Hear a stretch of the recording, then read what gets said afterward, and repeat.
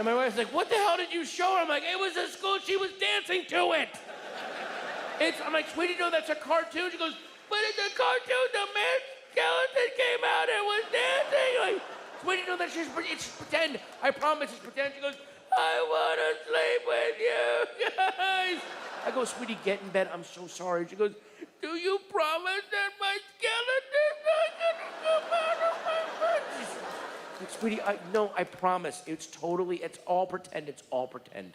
It's a cartoon that does not happen. Let's snuggle up. We all snuggle up. I get the lights out, and her breathing is calming down. She's doing okay. And then she starts laughing her ass off. She's laughing so hard. And I go, sweetie, what is it? And then she says, the doggy was wearing a shirt.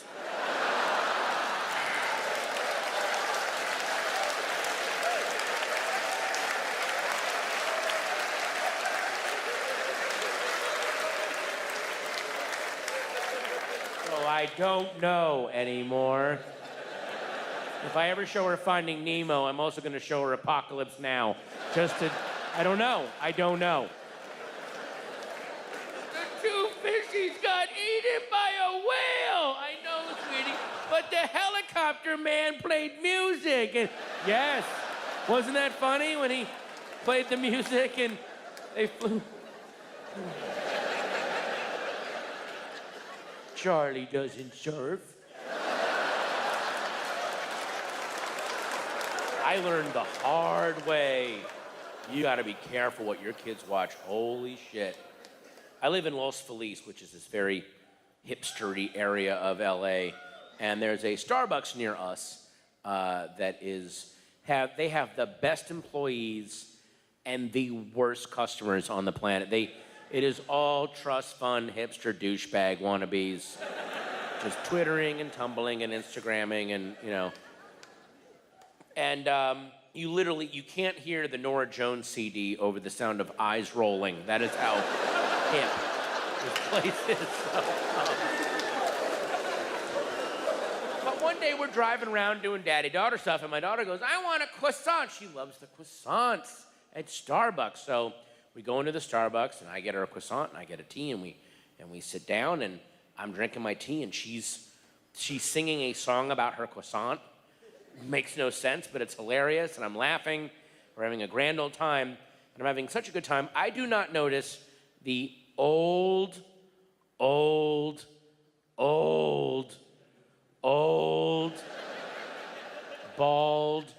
black guy with the bright white beard who sits down next to me. I do not see him until my daughter stands up on her chair and says, Daddy, a monkey! Monkey! Monkey! She's screaming monkey at this guy, screaming monkey over and over again. First off, she's doing it in the worst place possible. Because we're surrounded by, hashtag racist baby, all right.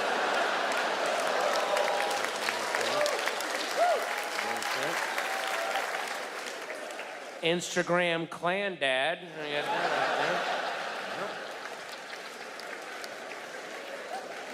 And secondly, how did I handle this horrible situation? How did I, a subscriber to The Nation,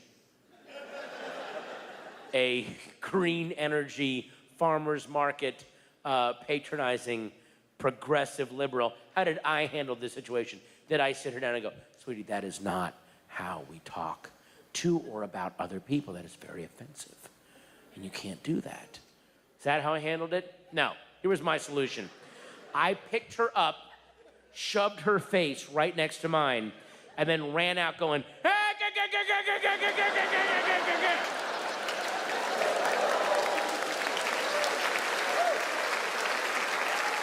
I barked nonsense over her adorable racism.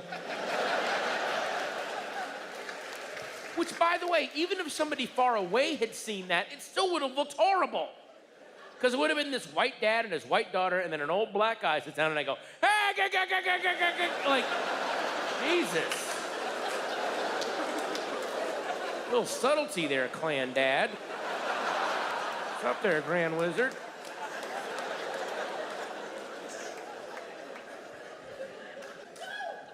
I'm driving home, shaking. What the fuck was that?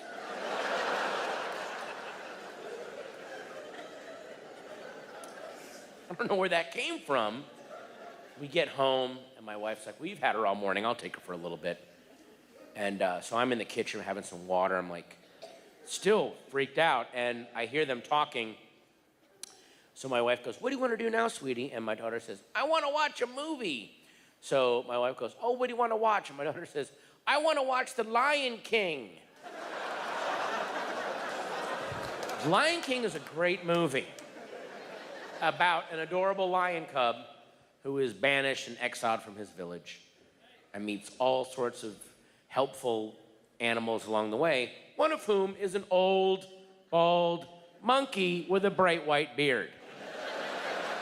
So she thought she was seeing her friend from the movie, which, by the way, what if I knew that to begin with? That still wouldn't have helped me. I couldn't have gone, oh no, it's not, look, she thinks you're a cartoon monkey from a movie. So that's what it's cool. It's not, yeah. How about that W.E.B. Du Bois, huh? Wasn't he a great writer? Wasn't he something? Yeah. Woo! I'm not saying Lion King is racist. I'm just saying put a warning sticker on it. You know, warning, ages 4 and under may cause race riots. That's all I'm asking you.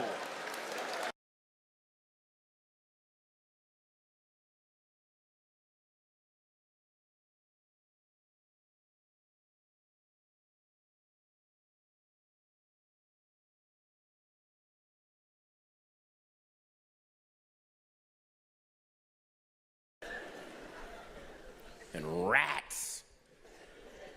My wife saw a rat in our backyard Wednesday, July 2nd of last year. I'm out doing errands, driving around. I get a call. I just saw a rat in the backyard. If you see one, there's 1,000. We're infested.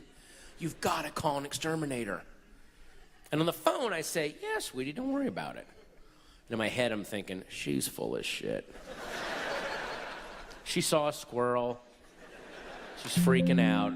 Didn't see a rat.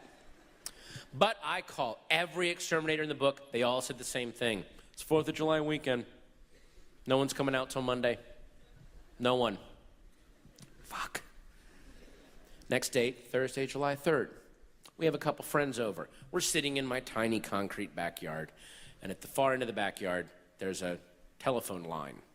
Goes over the yard. I'm facing the telephone line. My wife and her friends have their back to it. We're talking, we're eating hot dogs, drinking beer. One point I look up, running across the telephone line is a squirrel. I go, sweetie, excuse me, turn around. Isn't that what you saw? She turns around. That's a squirrel. I saw a rat. I know the difference between a rat and a squirrel. Now she's fucking lying. That's what I'm thinking. She realizes she saw a squirrel, doesn't want to get caught in front of her friend, so she's lying, so she'll look, and now I have to hire an exterminator to support that lie.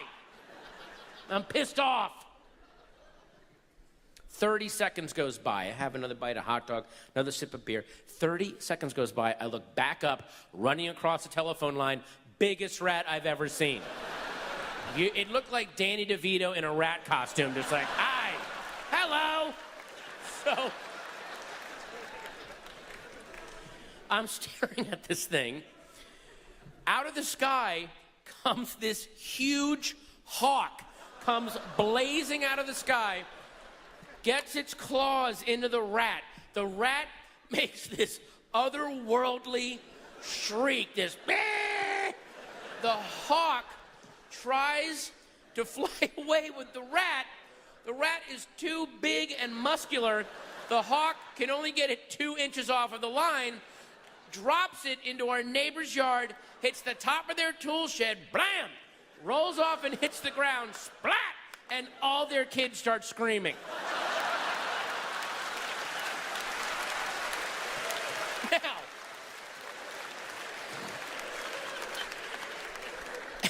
everything that I just told you happened in the space of 60 seconds.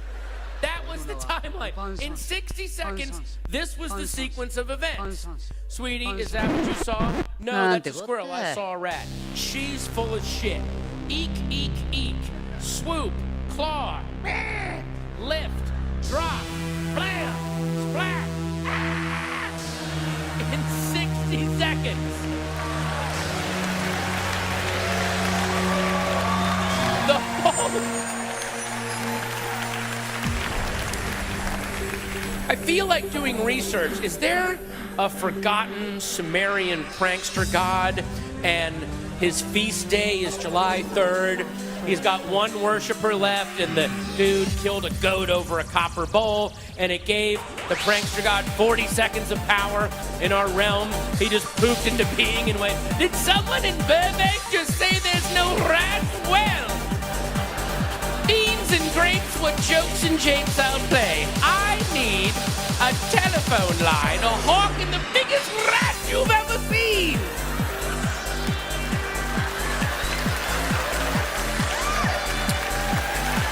Oh, this shall be a naughty caprice. Don't forget to kill the goat next year. Poof!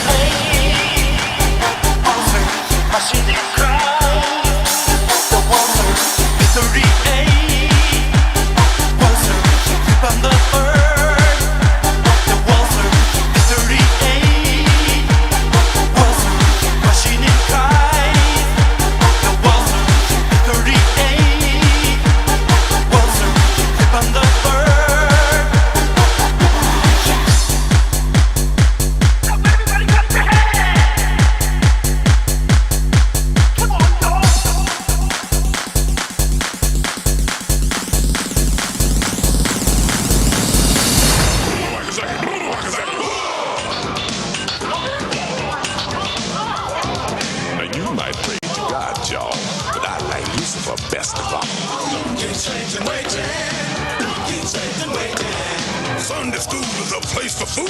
It's hot in hell, but the devil's cool. Don't keep Satan waiting. Don't keep Satan waiting. So don't just sit there, join the club. Sell your soul to Beelzebub. Hey everybody, it is I, Count Jackula, your favorite satanic streamer, your nihilistic mystic, here yet again on Hogs Watch, the day before New Year's Eve. Christmas Eve. Rosh Hashanah. Let the sin begin. I hope everyone's good. Hope I get to see y'all. Man. As you may or may not be able to tell, I found some of my old CDs in the binder of CDs that I left them in ages ago. How you doing, George Flashman? Josh Alexander, number name, how you doing?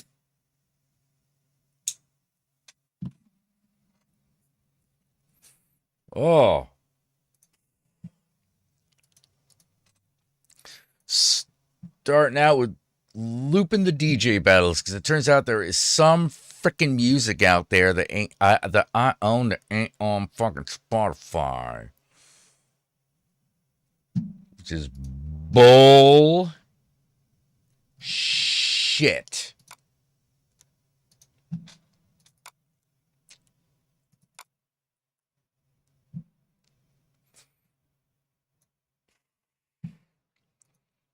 Absolute horse pucky. Yeah. Hi, Knitting Samurai. How you doing?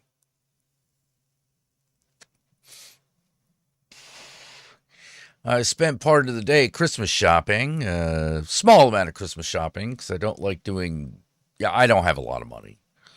So I can't do big Christmas shopping. I can just do little Christmas shopping. Oh, what was the music video we were talking about on Friday? I think I saw that on Discord. I think you sent me a message about that.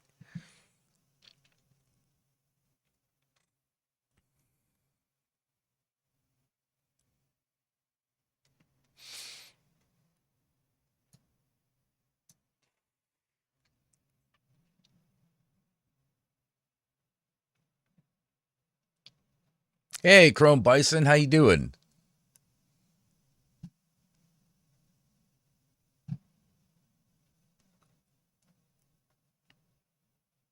Man.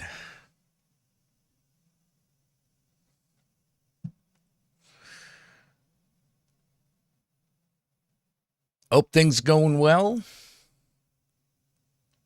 Got some stuff for Christmas.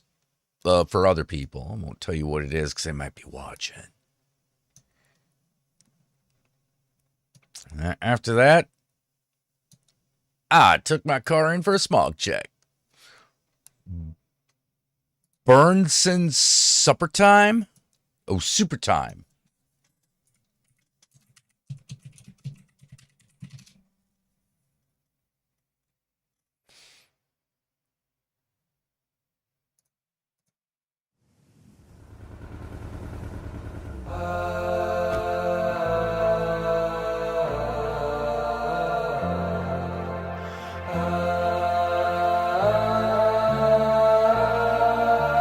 All right, we got dead people. See the path in the sky. How can I go away? You have to be at least 1 pound to get a day. This is already a horror movie. Put it on the line and I feel fine. Maybe you're my super time. Put it on the line and I feel fine. Maybe you're my super time. Yeah, I'll fix a crushed spine.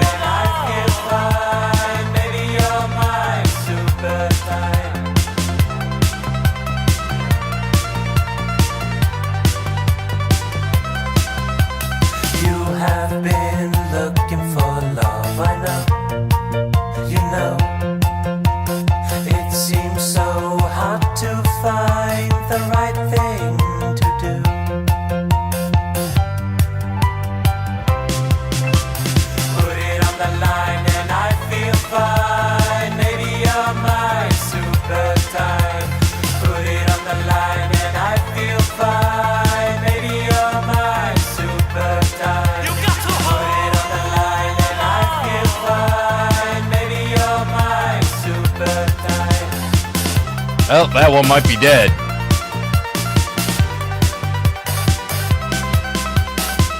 I don't know what love is about.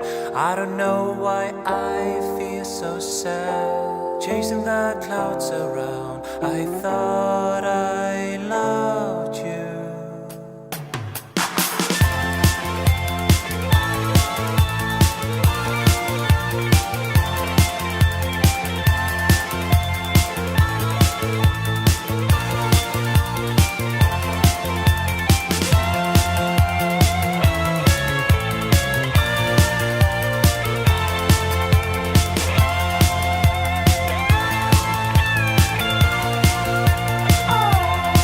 You got to hold on. You got to, you got to, you got to hold on. You got to hold on. You got to hold on. You gotta hold on. You got to hold on. You gotta hold on.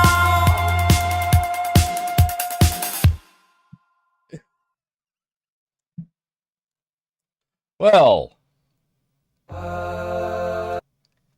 that, Guy, how can I go? oh, it's just the same song with without the video. Okay, there we go. Well, that was it. Yeah, way to beat the car is California smog laws. You know, every 2 years, you got to get smog checked. Woohoo! Ain't that great? So I smog checked that mother. Got some Christmas presents. Had lunch. Got my medication. And tomorrow and the day after, I'm going to fucking batten down the hatches and just be like, yeah, fuck Christmas, man. Yeah. There's some bullshit. Telling you.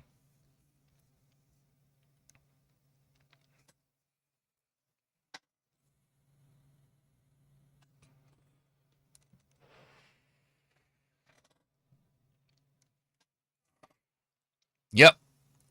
I'm a cranky Christmas guy. Meh.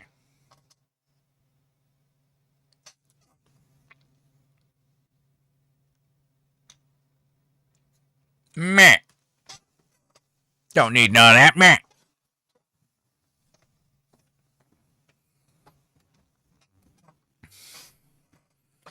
Oh.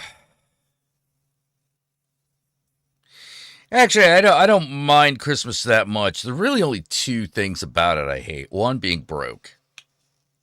That'll being poor. That sucks around Christmas. You know. That Christmas tree get pretty lean. Two, I hate the fact that it basically starts before Halloween ends.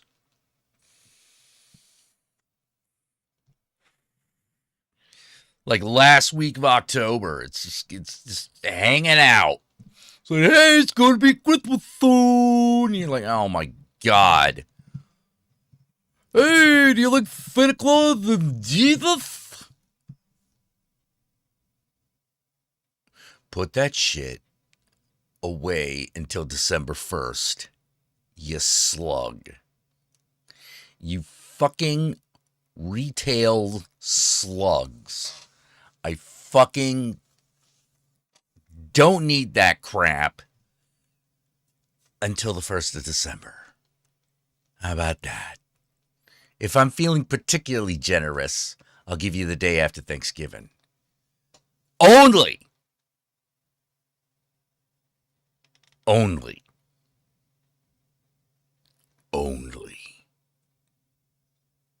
If I feel like it.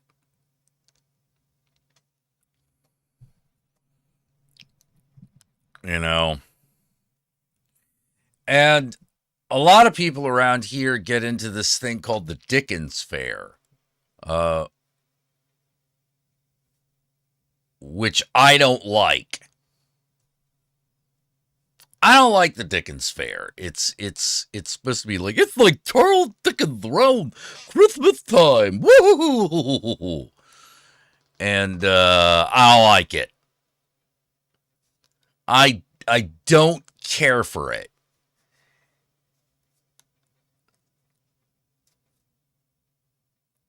I really don't care for it. I mean, I'll put up with it more than I'll put up with Mariah Carey on repeat. But that's a low bar. And when you really get down to it, I don't care what anyone says. It's some of the whitest white people crap. I can't take it. I can't take it. You know, I keep thinking of maybe like showing up dressed up like Fu Manchu because it's supposed to be all Victorian and crap. And I'm like, I'll give you some Victorian. You fucking piece of crap.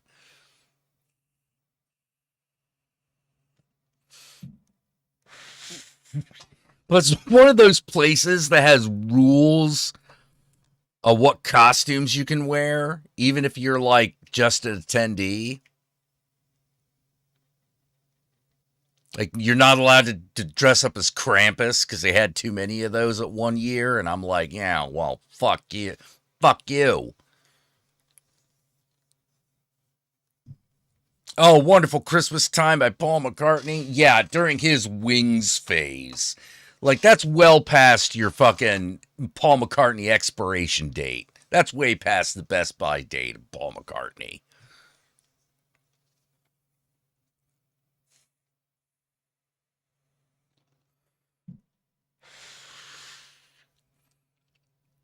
You know, that was during the period of time when it was sort of like, hey, I got an idea, Paul. Why don't you just live on your residuals and stop bothering people?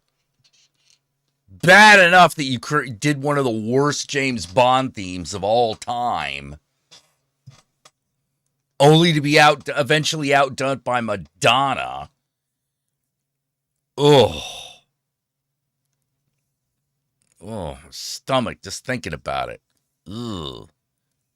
I Hate Christmas Towns. Yeah, I kind of do. I kind of do hate Christmas Towns. It's Christmas. I'm like, oh, fuck, man.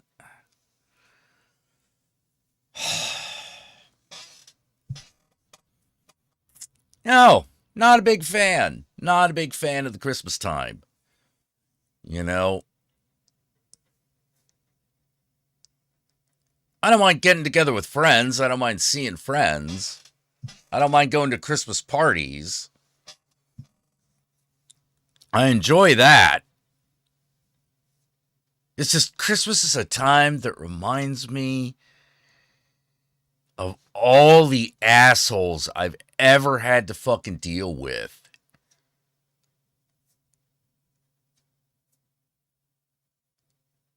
Oh, the Spectre theme sucked ass. I agree, Jacob. Like, that theme sucked. The writing on the wall. Oh, shut up. Especially after we had that really cool one by Adele. It was like, which is one of the best Bond themes. You know, well, it's like fifth best, you know, because you got all the Shirley Bassey ones, which are all awesome. Those are all top tier. And then you got fucking Tina Turner, which is right up there. And then you got Adele's, which is about number 5. And then number 6 is For Your Eyes Only by Sheena Easton. All the others are just kind of terrible. Oh, God, little fucking drummer boy. Oh, God. See, I almost put that on my War on Christmas list. Oh, thanks for the 666 there, Flashman. Give him the real Dickens experience. Get him a roast Norwegian to stay in their house. And never leave. Oh man, yeah, it goes Hans Christian Andersen, just annoy people.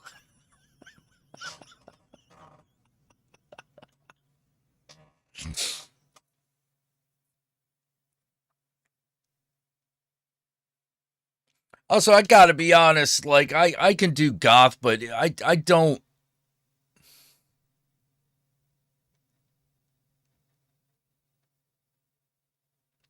I always feel so out of place at that Dickens fair, no matter what I do. I feel out of place and weird, and I'm just sort of like, eh. Like, what am I doing? I feel like,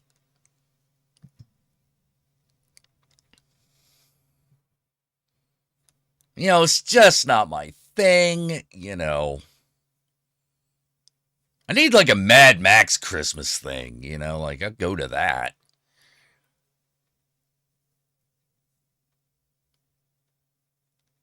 Or maybe a Gothland Christmas. Where it's just specifically goth and not specifically Victoriana. Fucking, oh yeah, a Little Drummer Boy. I almost put that on my War on Christmas list. Problem was, I was like, but then I gotta watch The Little Drummer Boy like 5 times.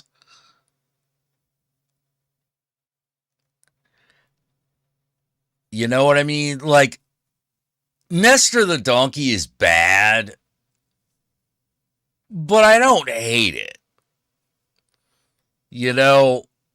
There's a lot of bad in that thing to make fun of, but I don't hate watching it. Not my favorite, but it doesn't pain me like the Little Drummer Boy does. Little Drummer Boy causes me psychological pain.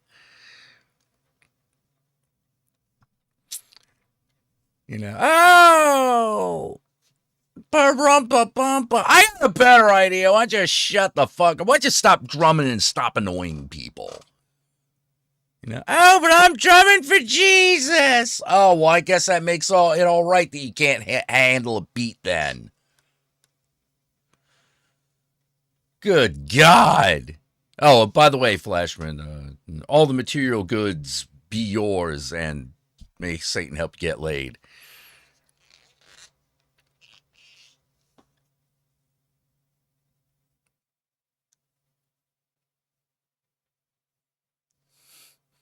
Yeah, I don't like the Little Drummer Boy as a special aura song.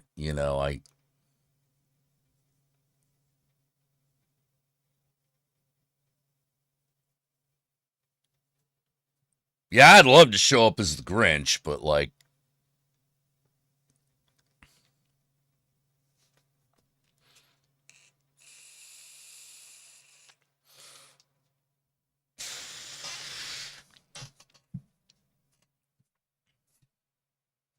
but yeah, one of the problems I have, things I don't like about Christmas is how artificial it gets. Maybe I'd feel different about Christmas if I actually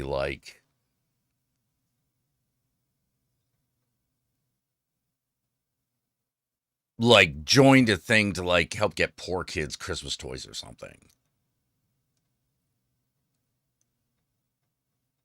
And then again, I gotta deal with people.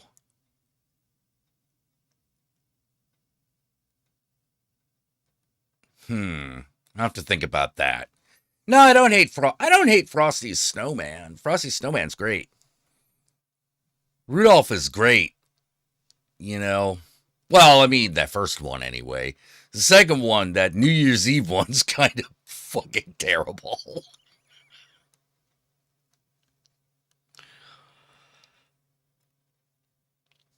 I kind of like that. There's kind of a reason that video just went completely insane.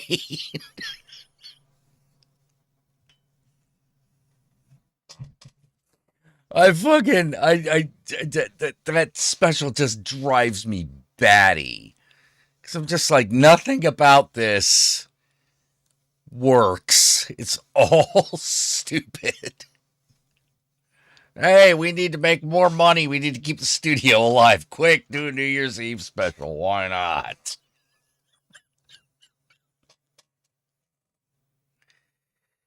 Muppet Christmas Carol is awesome. Muppet Christmas Carol is great. Yeah, so I don't hate all things Christmas. Although, yeah, Tokyo Godfather is awesome. Tokyo Godfathers is awesome. You know. But that one's weird because it's only kind of a Christmas movie. It's really odd. It's really odd. It's like it is a Christmas movie, but there's so much more going on.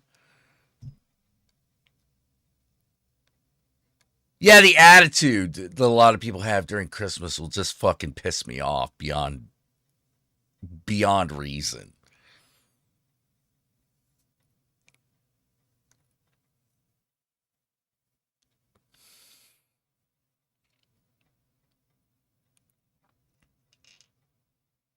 Like I don't miss I mean, like I think we need to take the Christ out of Christmas is what I'm saying. Like the more Jesus something is like around Christmas, the more I hate it. It's why I didn't review that Kirk Cameron fucking Christmas movie. I was like, if I have to watch this, I'm going to kill somebody.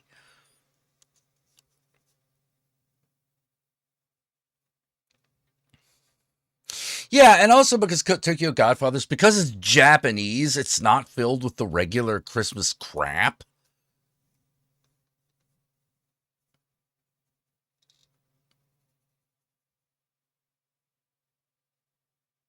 Like the Christmas Miracle in like Tokyo Godfather feels very organic.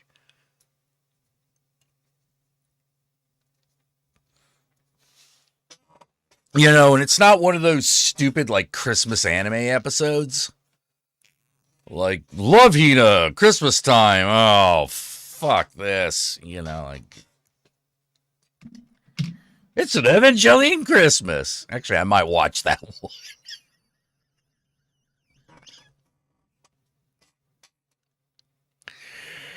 Oh.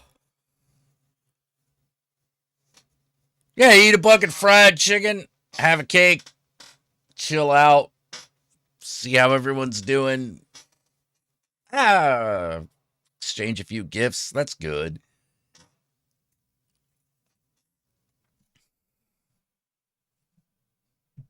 But I don't like making a huge production out of Christmas because I feel like that's how you set yourself up for disappointment.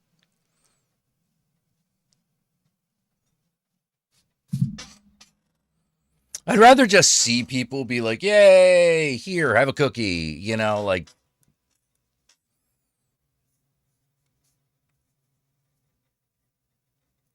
yeah, Evangelion Christmas, like, you know, Santa Claus becomes like 1,000 feet tall and fucking dies, and then his rotting body fills the planet with orange tang. You know, it was weird, man. I already made a mistake with said Love Unit. Yeah, but that's the one I remember the most. Because, like, I live near Japantown. Because I live in San Francisco. Japantown kind of it does a lot of anime shit. And when Love Hina was popular, it was just all over the place.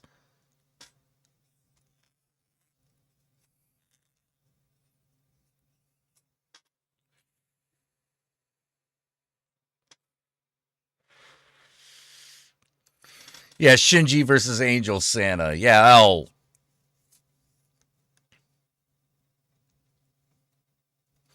Ho, ho, ho. Yep. Shoot your eye out, kid. Yeah, Christmas Story.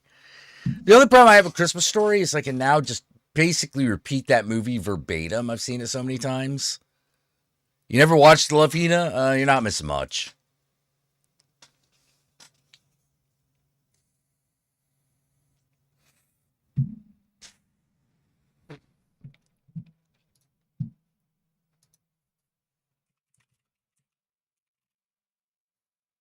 It's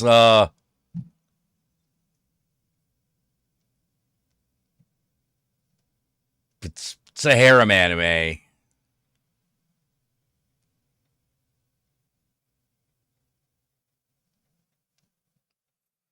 I don't know how else to describe it. It's like the godfather of harem animes.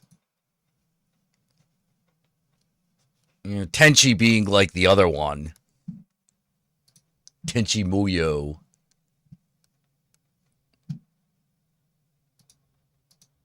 So I'm such a Grinch around. I'm such a grouch around Christmas. You know,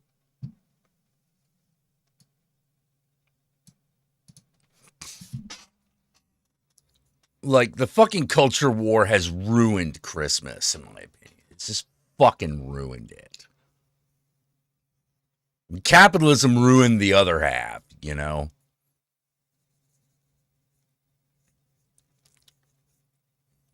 Bunch of bastards, you know?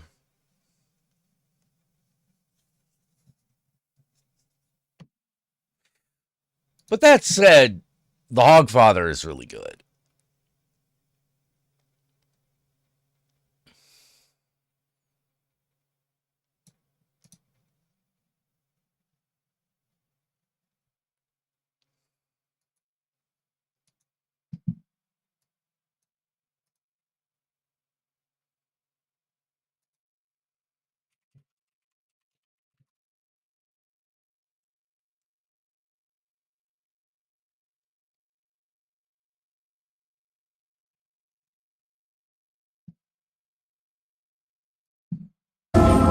Poor little match girls dying in the snow is all part of the spirit of Foxwatch, Master. You see, people hear about it and they say, well, we might be as poor as a disabled banana and only can afford to eat mud and boots, but see how much better off we are than the poor little match girls. So that makes them happy and grateful for what they have got.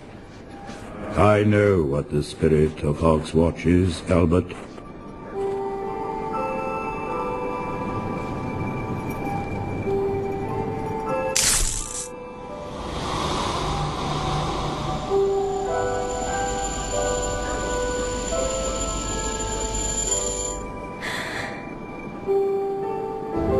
You're not allowed to do that. The Hogfather Hogfather can. The Hogfather gives presents. There's no better present than a future.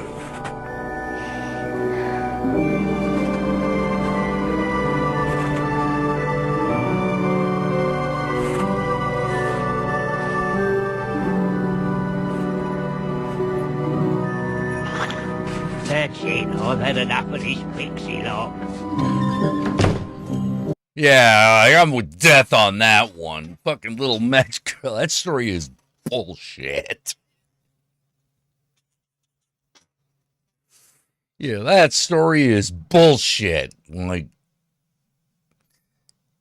that story made me sad and angry, you know? It's like, buy a match, you fucking assholes. It's not like you don't need it. It's Victorian times and lighters ain't a thing.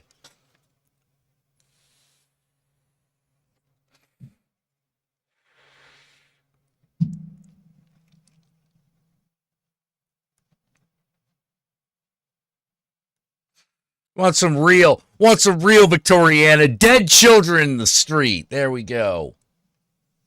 Dead children. Fuck you. Mm.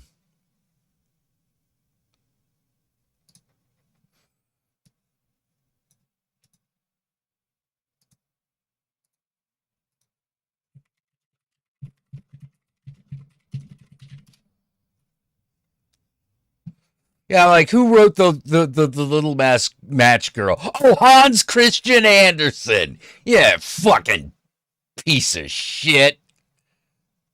Good God.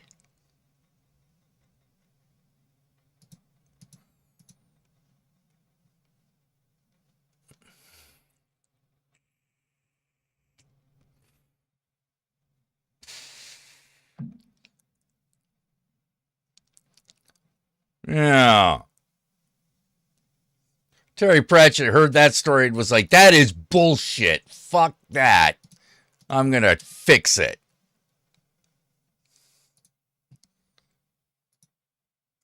That's why Terry Pratchett was amazing.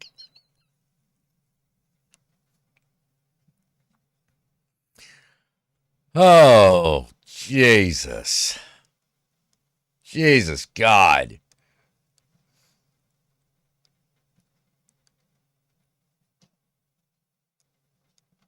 I know, that morose Nord never leaves. Yeah, Danish dipshit, you know.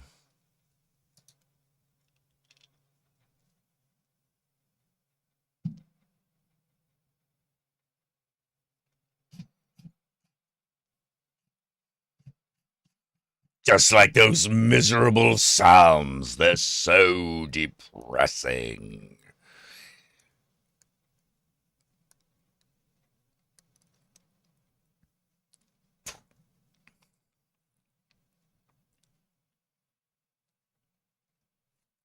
Like, to me, the thing about Hans Christian Andersen is like, why is everything so depressing with you?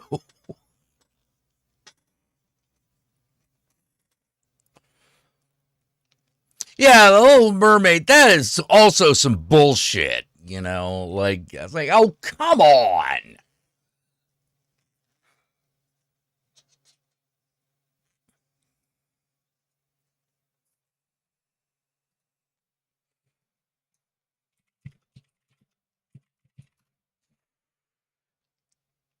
And the Snow Queen, what the fuck is that?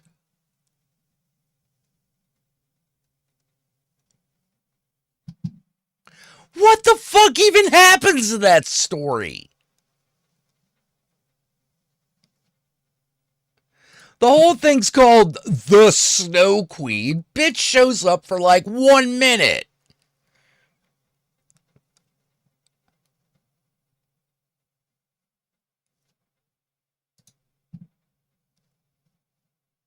God.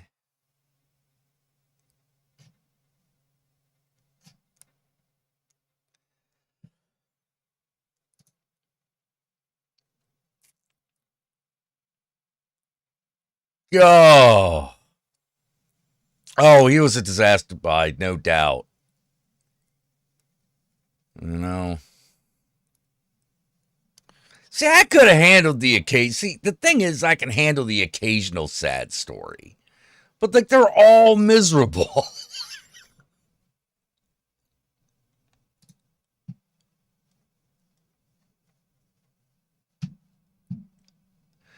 You know, every Hans Christian Andersen story could basically be summed up with the phrase, and they die. You know? It's like, oh, come on, man. Oh. If I wanted to get into a story where some girl gets mentally and emotionally tortured emotionally for the story, I'd watch X-Men.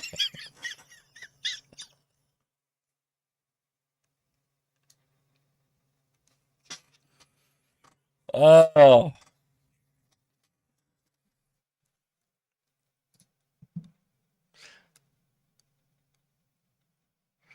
Like, sometimes I feel really bad that I like rag on Hans Christian Andersen so hard, you know. But then I like try to read. Then I read one of his stories, and I'm like, ah, fuck this.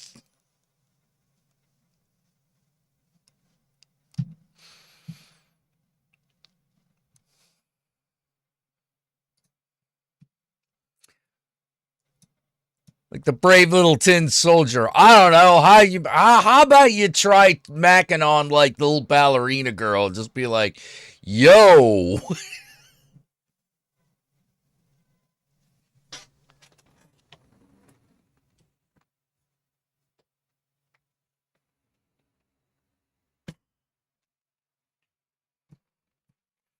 I mean, that Jack in the Box may be an asshole, but like,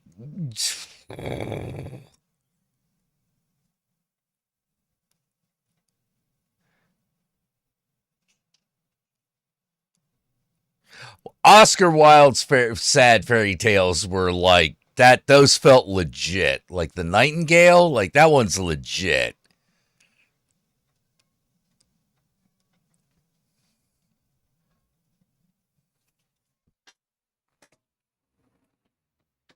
Hey, kitty.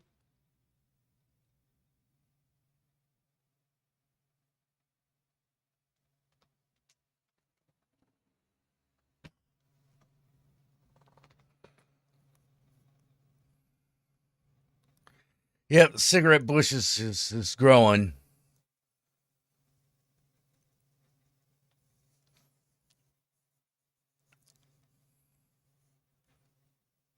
You know, and you're like, oh, poor Nightingale. Well, that sucks. Hans Christian Andersen is always is like, and then they turned into sea foam, and then they died, and then it was horrible. You're like, oh god.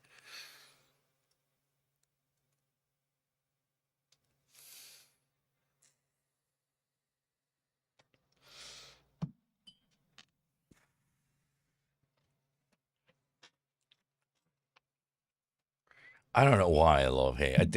For some reason, I just love hating on Hans Christian Andersen.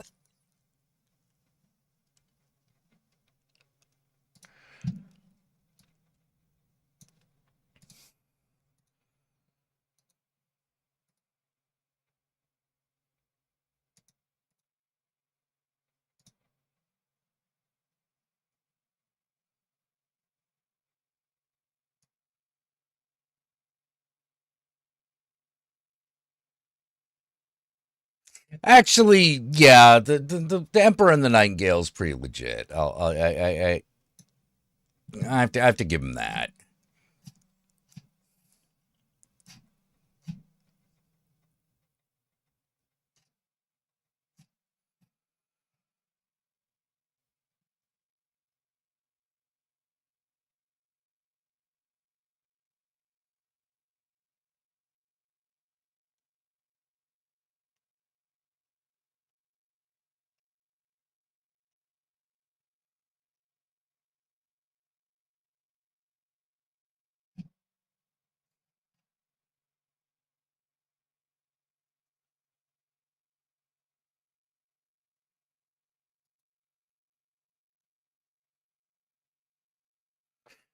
Oh man, at least he's not Shakespeare. What's wrong with Shakespeare?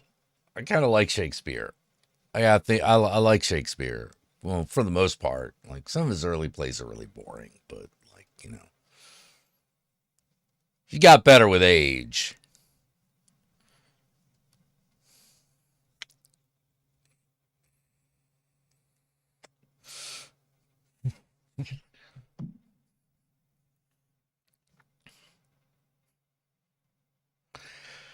Huh. His most misanthropic, read The Ice Maiden or Anne Elizabeth. Okay, that one huh.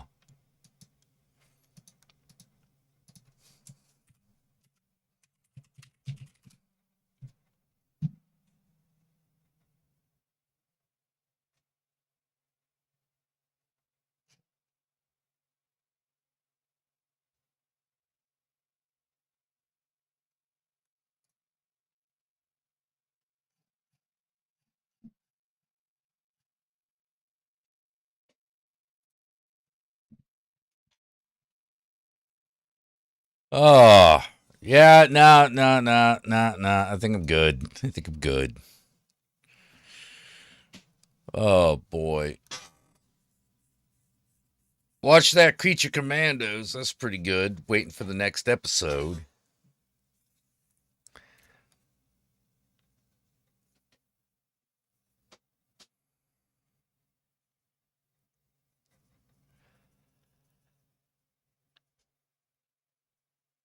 So those plays are episodic in nature. Good chances, but yeah. Well, like the Merry Wives of Windsor, for example, is really kind of boring. It's really dull. Um, yeah, Macbeth is good. Midsummer Night's Dream is fun. You know,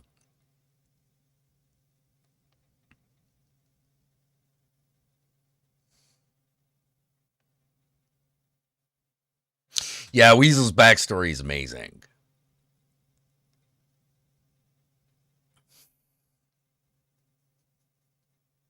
A woman is haunted by her abandoned baby. Good.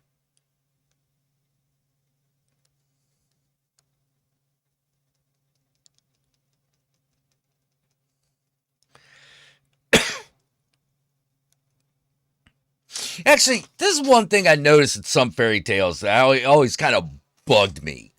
Like, there's a whole, like, classification of fairy tales that is like, guy meets woman who's magical creature.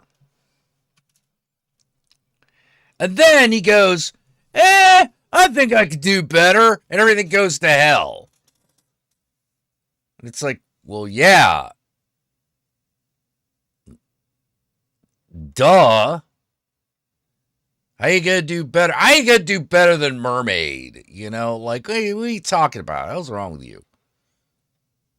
You know, I could do better than Selkie or fucking, you know, Hot Goth Witch. Like, come on.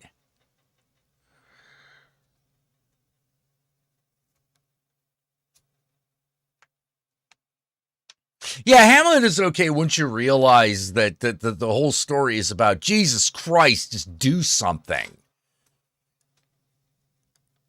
Yeah, cheating on your wife is bad. Yeah, especially when she's got magic powers, my man. Oh, how did everything go so wrong? You cheated around on your magical wife? Come on. What's wrong with you?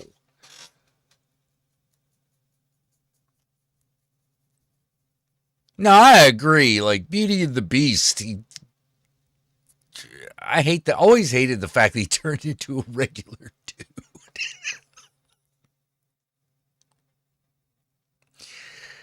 Those are fables, Jack. The young boys need to learn, sometimes very bluntly. Oh, man, on that note, holy shit that I have, like...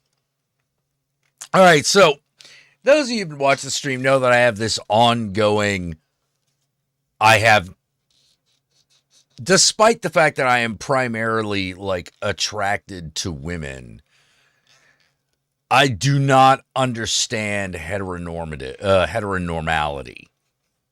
I understand heterosexual attraction, but I don't understand heteronormativeness. I really don't.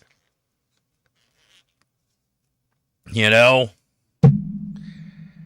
Because I realize that most of the straight people I'm close to, kind of weird. You know, like, they're all kind of odd. They don't tend to operate like straight people. You know, they just happen to be, like, attracted to the opposite sex exclusively.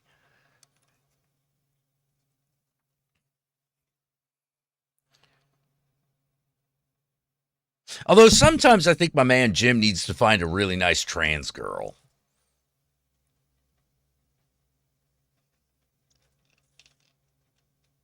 Yeah, it's the culture of gender roles, and that's where it gets fucked up. You know? You know, it's like, I really want to fuck a whore, but I don't want to marry one. Why? Because you can't deal. I mean, if you're like, cause I can't deal with the idea. I'm monogamous. I need my partner to be like, okay. You know, but it's never that. It's never that. It's always like some sort of like, oh no, they're low value women. And I'm just sort of like, dude, have you checked yourself out lately? You ain't exactly high value either. Fucking stop it. And also, nobody talks like that.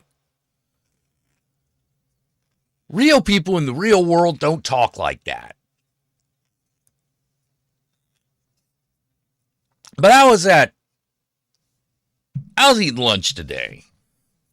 I was sitting down. I was at a restaurant. And these 3 girls come in.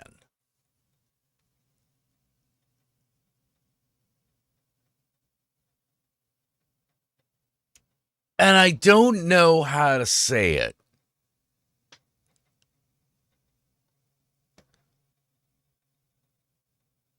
Every time I see 3 women who are obviously straight, like painfully obviously straight, I'm just sort of like, oh God.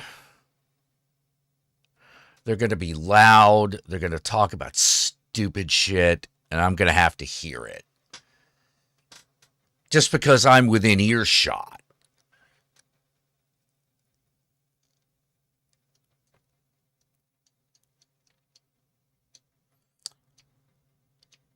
You know, well, my opinion, like, one aspect of heteronormality is like,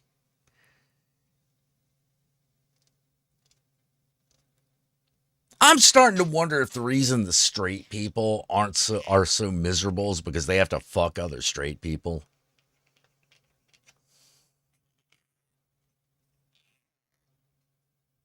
You know,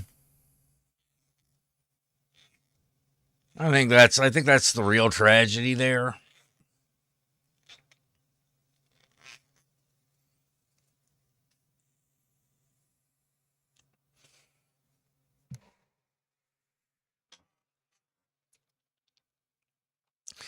Like, find it, like, you want to find yourself like a weird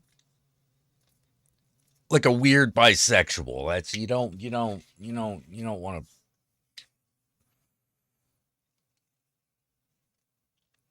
to, you know. And so these girls are just talking. And they're talking about being at a party and some girl they knew asking them, like, "Hey, are you bi?" And they were getting like, "Who asks that?" And I'm like, probably a girl that's interested in fucking you.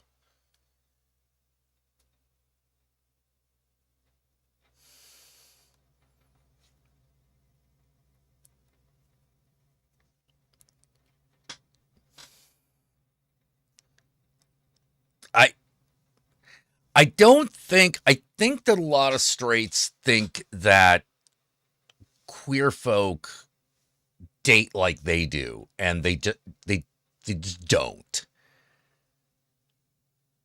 They just don't. Like, not even when it's a man and a woman, if they're not straight, it they don't operate like that. They don't operate like straight people. Like, even you know, even if it's cross gender, it doesn't work like that.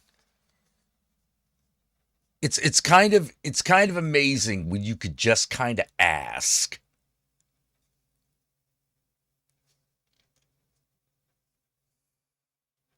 You know, but instead I hear it's a lot of, well, you know, I don't know. What don't you know? No, seriously, what is it that's bugging you? Just not into the guy? Does he not get your motor running? You know that's valid, right? Just be like, nah, the guy just doesn't do it for me in bed. It just no.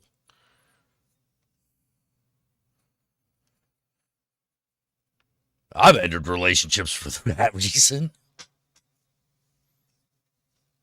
Dead lay, man. Dead lay. No, not doing that again.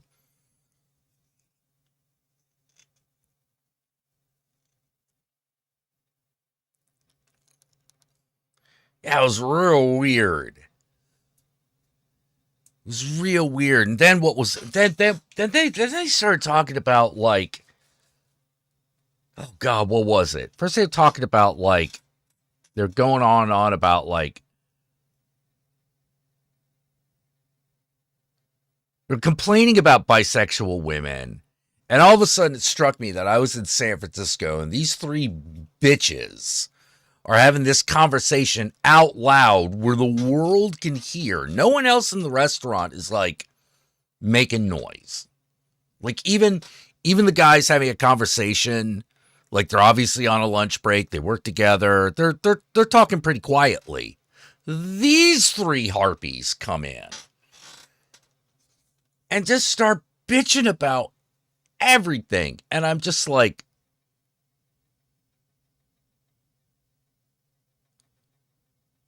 stop. If you thought maybe the reason you're unhappy is because you're you.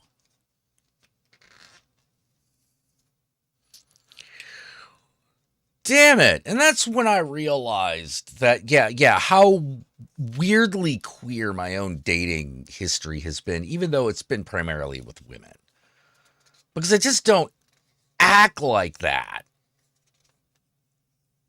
I just don't act like that. If I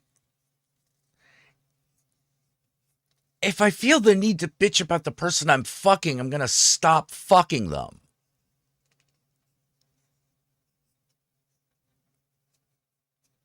Jack meets suburban white women. Yeah. Yeah. It's not fun to be dating a starfish. What the fuck does that mean? See, when I hear starfish, I think of an anus, so I don't know if that's what you meant.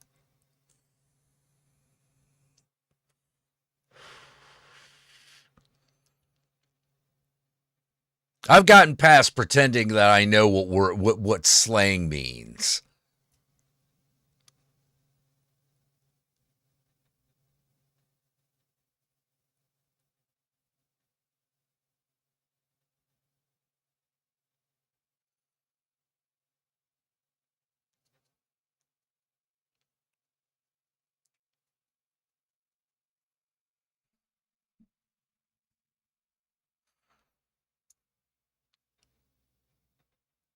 Also, another thing I really appreciate about queer style dating, you're not waiting to fuck.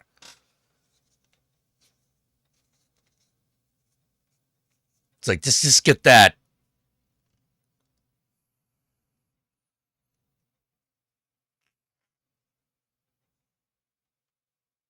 Just get that out of the way, you know, like.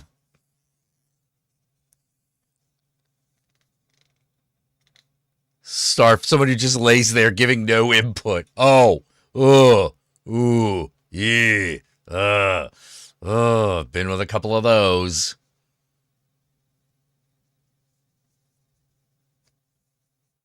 Did you hear that TJ Kirk is doing chaos magic now? TJ Kirk. Wait, the Amazing Atheist? Is that TJ Kirk?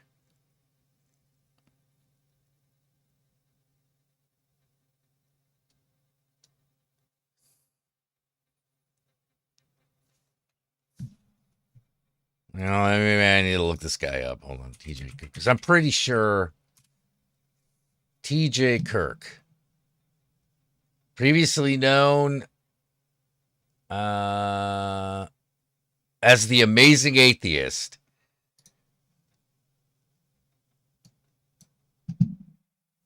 Well, good for him. Good for him. Get on my level, scrub. You know?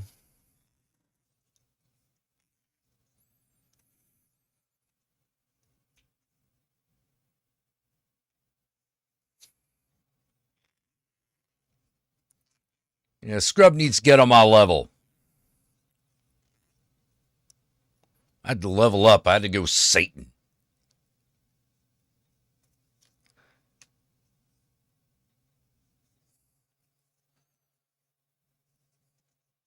Yeah, I don't like the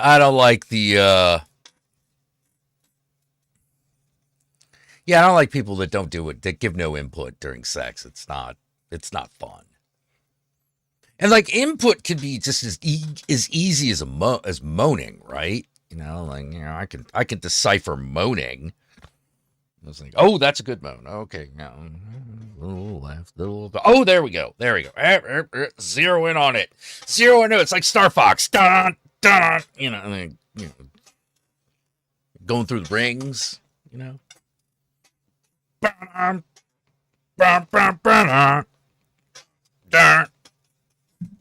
You know.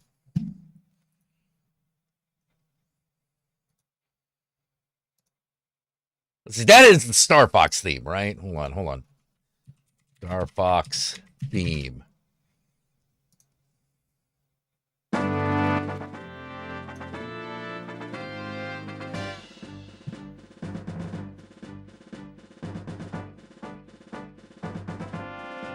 Huh.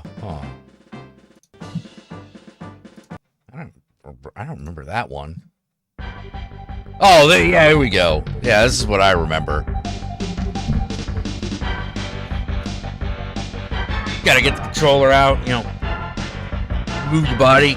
Just that helps. You know.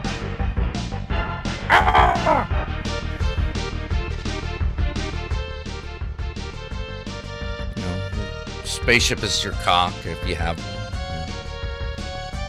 The ring, I mean, I don't have to explain that part, you know.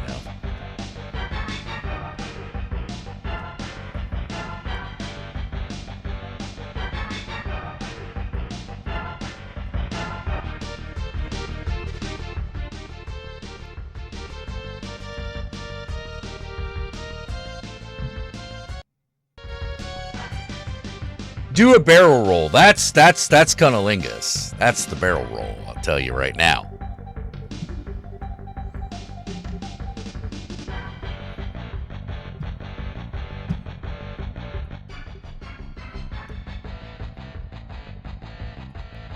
And just like the Starbucks battle theme, sometimes you gotta change tempo.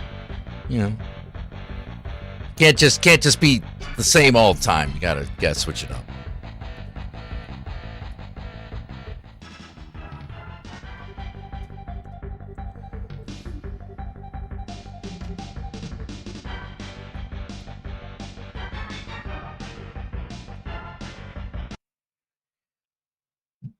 You know, or maybe fuck like the Bayou Billy theme, you know, like.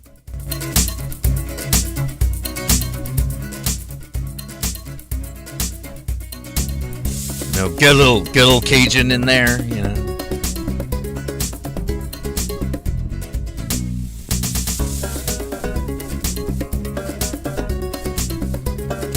Hey, Kira.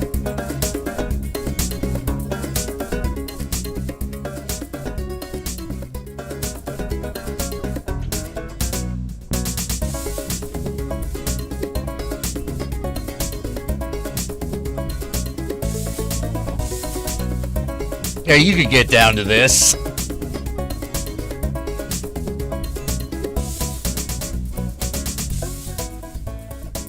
I mean, I'm pretty sure if the girl has an orgasm, that crocodile comes out of the water, you know. Like... I almost beat Bayou Billy. Almost. I got to the last boss.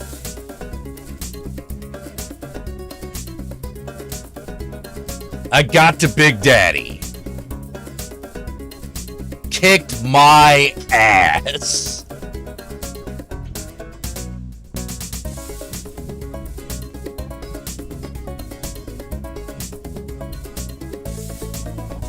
Now that's a game that could have used an easy setting, let me tell you.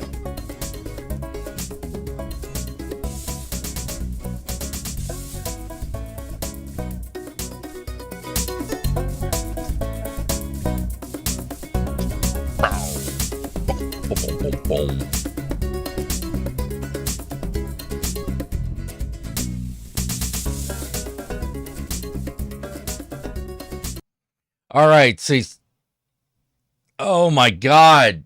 Just the other day, he did a look into chaos magic, that TJ Kirk, that amazing atheist.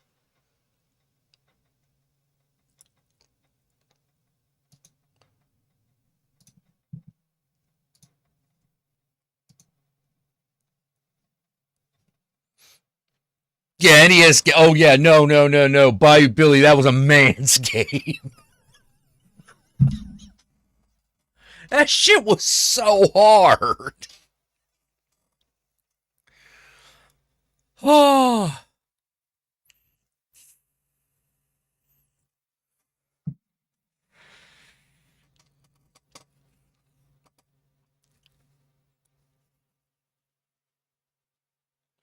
Yeah, well, hard games make the best streams, man.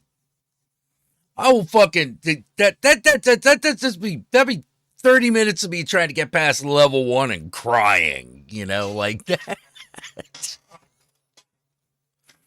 Yeah, no, that fucking Bayou Billy was brutal. Like, I'm pretty sure that I needed like that in order to beat that game, you got to do some like Tetris style bullshit with the controller.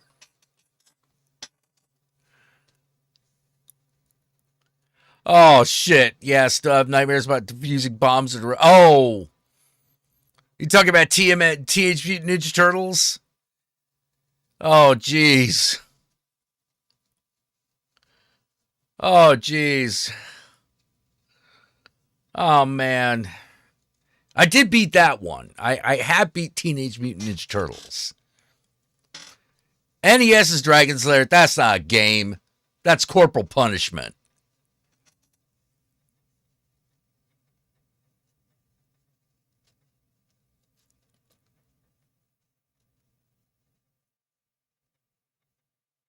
That sounds like the average getting over it stream.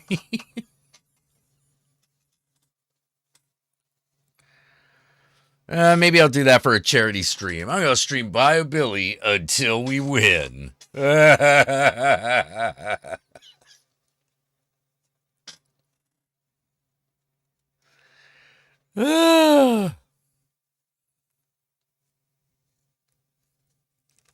Oh, man.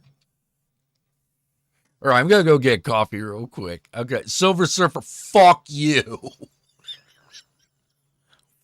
Fuck you. No.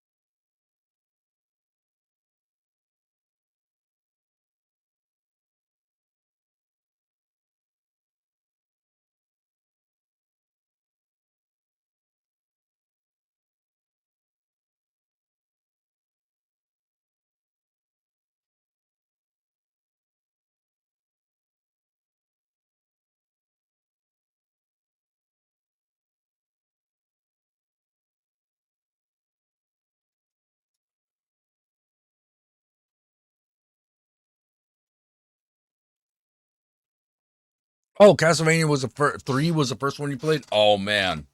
That's one of the best. That's the best of the original Castlevania style Castlevania games, in my opinion. I like it more than like Super Castlevania, aka Castlevania 4, or Rondo Blood. However, of all time, it's got to be Symphony of the Night.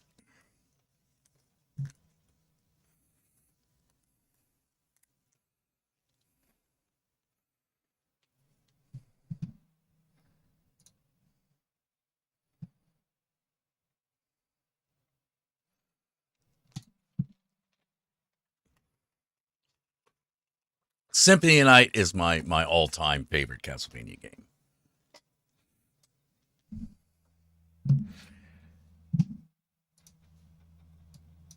You know, don't get me wrong though. The others are really good. Well, I mean, the Nintendo 64 ones are terrible, but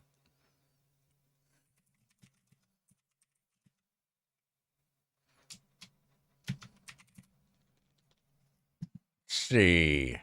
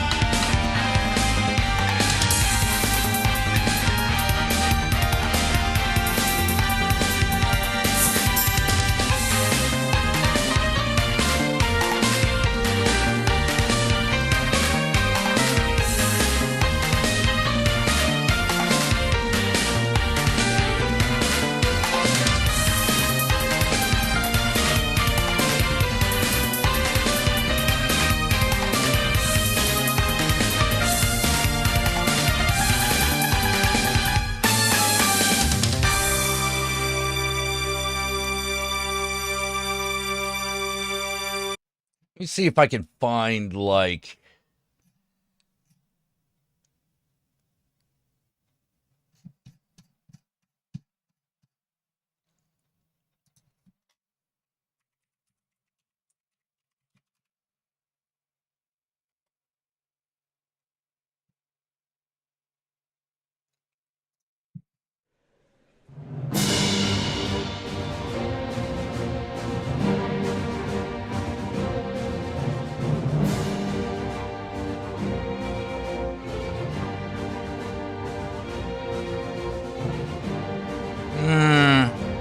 not the best one.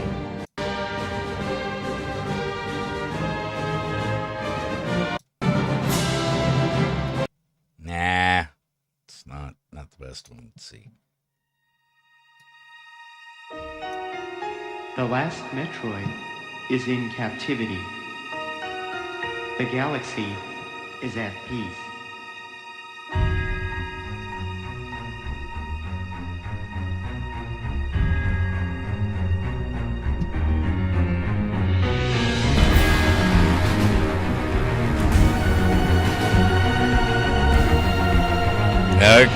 Now we're on Metroid. Yeah.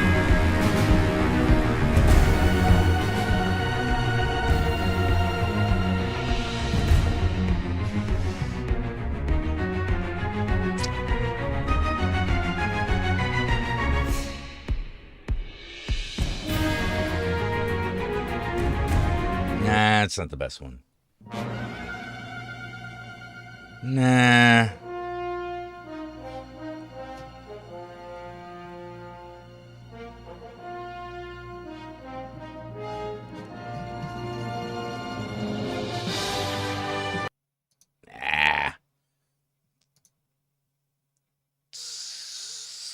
Come on.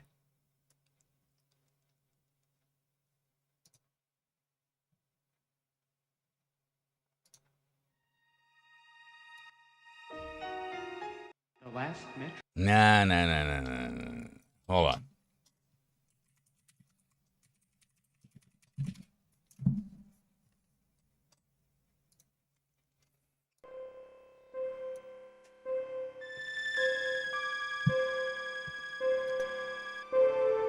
Surprised there isn't like a redone version that's just starts out with a heartbeat, you know.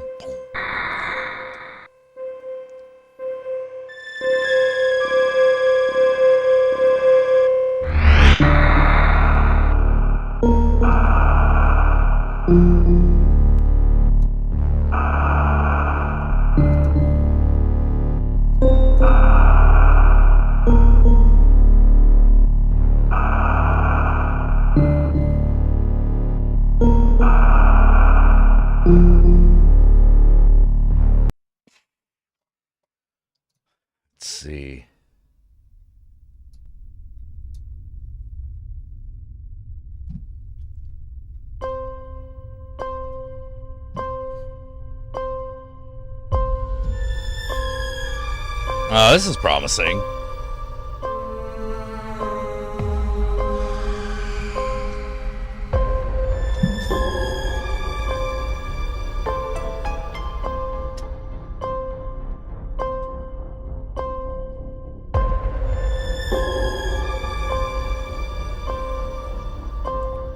Yeah, I've been slowly making my way through Metroid Dread.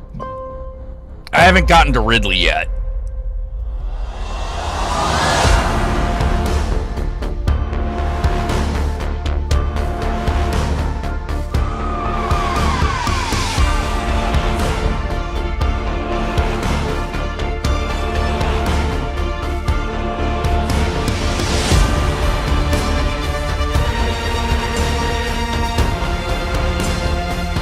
This is pretty good.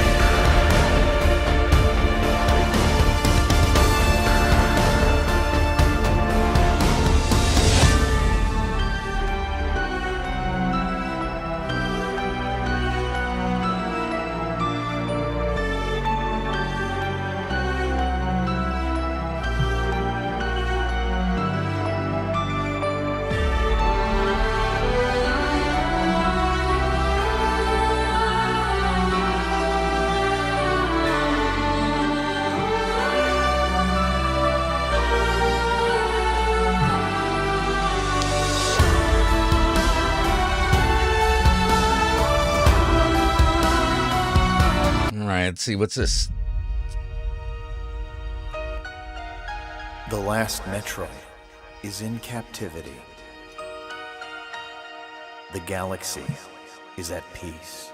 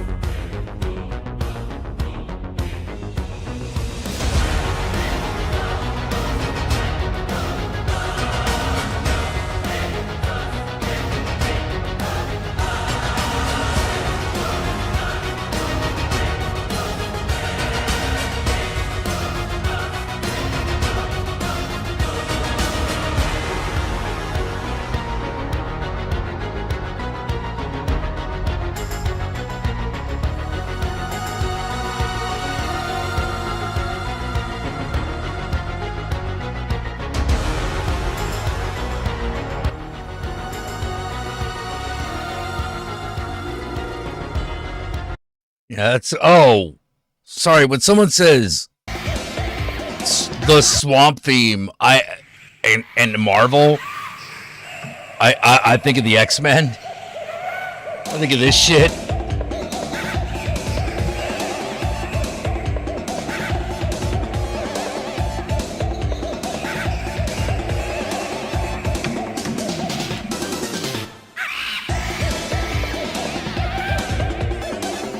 So let me help you out a little bit.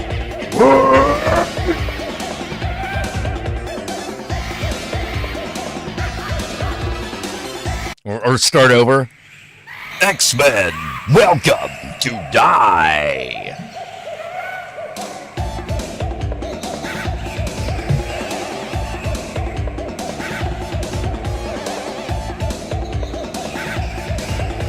Now you know how the rest of that shit goes.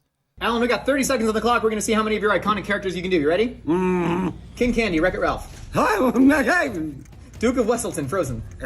I'm danced like a chicken with the face of a monkey, apple eye. K2SO, Rogue One. Congratulations, you are being rescued. Alistair Cray, Big Hero 6. Robots or something.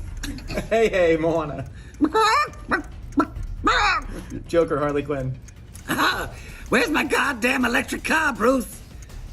Duke Weaselton, Zootopia. Weaselton? No, wait. Oh, Weaselton. Hi, Weaselton. Hey, have a donut, copper.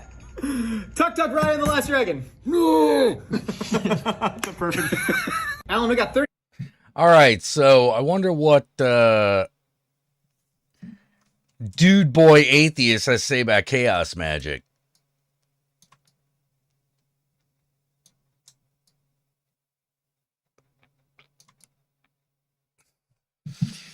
I have a feeling I know what I'm going to say. I told you so.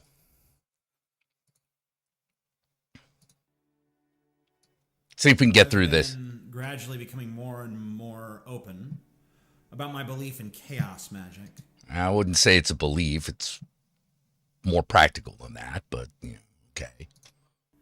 For the most part, people have been surprisingly accepting, though, as I expected, some have raised objections. Why you object to what I believe, no idea, but hey, it's your right. I think it's time to address the topic head on and dedicate an entire video to it, so let's dive into the fray.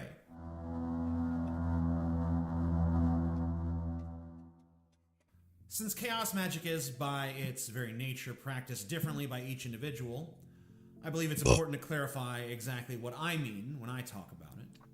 While I touch on that a little bit in a previous video, I'm going to aim to explore it in a little bit greater detail here.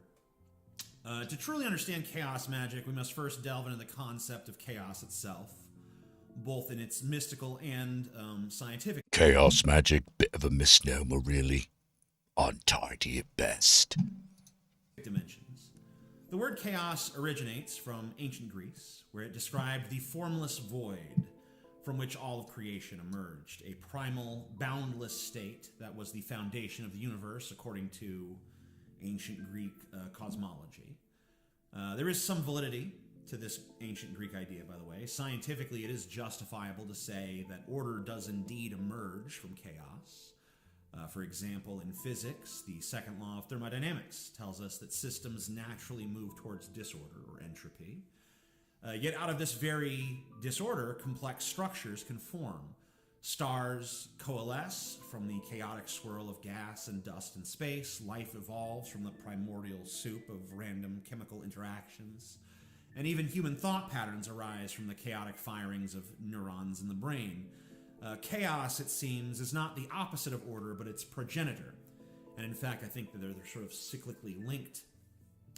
But what does science mean when it talks about chaos? In scientific terms, chaos refers to systems that are highly sensitive to initial conditions, a concept popularized by chaos theory.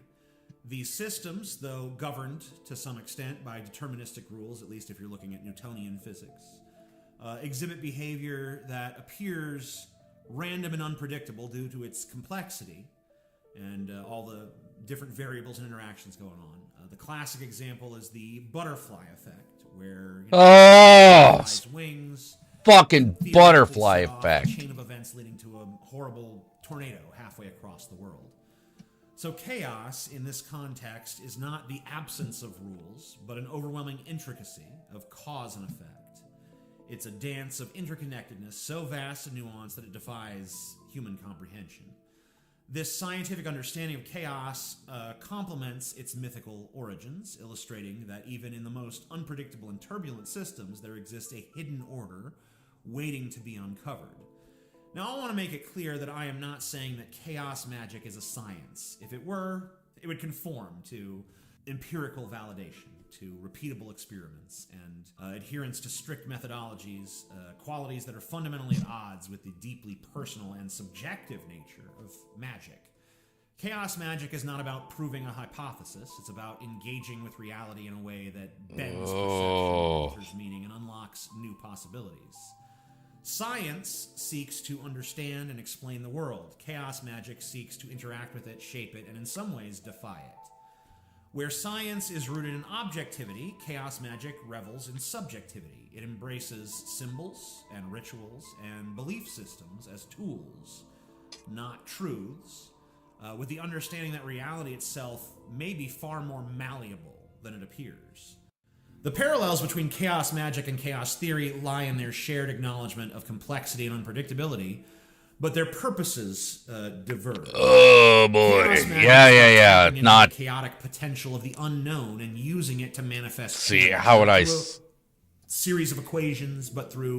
Yeah. I would have started at this point, like right from the beginning. Maybe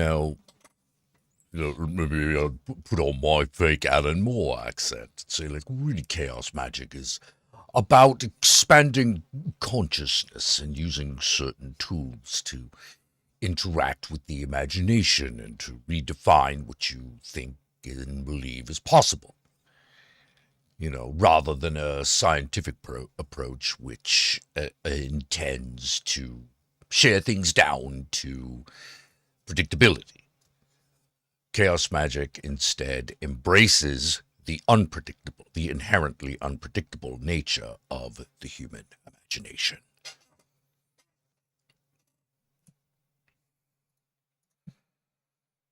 But then again, I'm one of those guys that believes, like, brevity is best.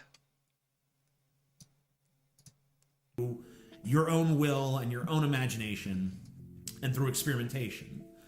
So how do we arrive at the assertion that reality is perhaps more malleable than it appears? Well, we can arrive at it in a few ways.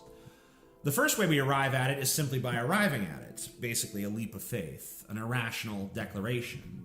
And that's the easiest way to get there, but if you're not comfortable with that, and I know that, a lot of people aren't, but you're fucked. If you're not comfortable with the leap of faith, you're fucked. You're fucked. You're just fucked. Let's hold on to that thought for a second. Let's set that aside. We're going to pick that thread up in a minute. There are other ways to arrive at the idea, paths that are more grounded in observation and reason. One such path is through neuroscience, which reveals that much of what we perceive as reality is actually constructed by our brains.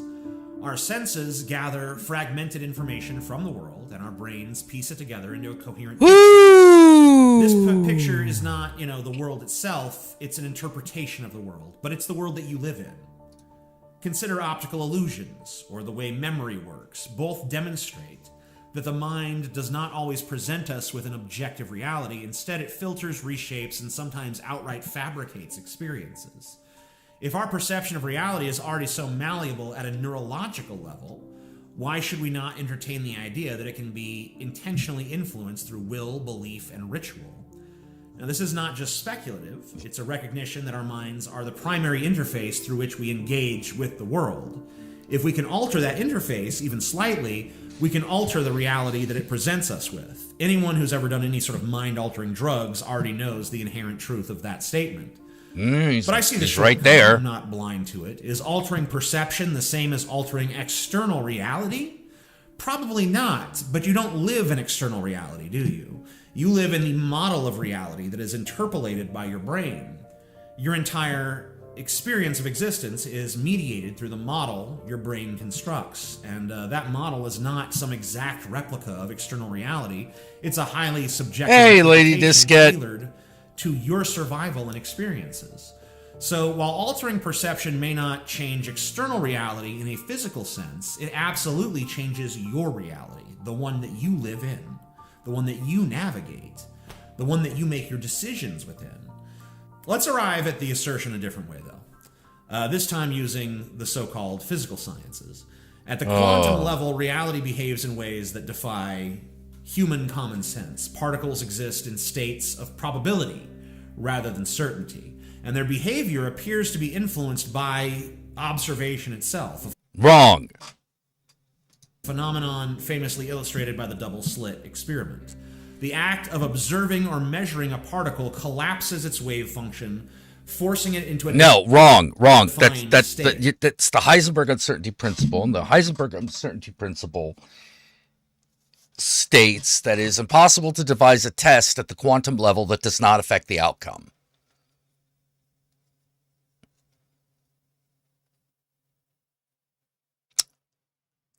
That's what the Heisenberg uncertainty principle says. It's not that observation inherently will affect it. It's that the methods that we use to measure it affect the outcome. So I'm really tired of that misinterpretation of the Heisenberg uncertainty principle. You know,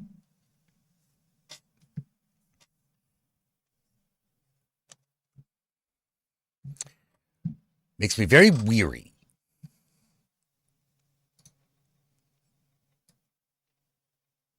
Yeah, I hope you have a good winter solstice too, Lady Diskette.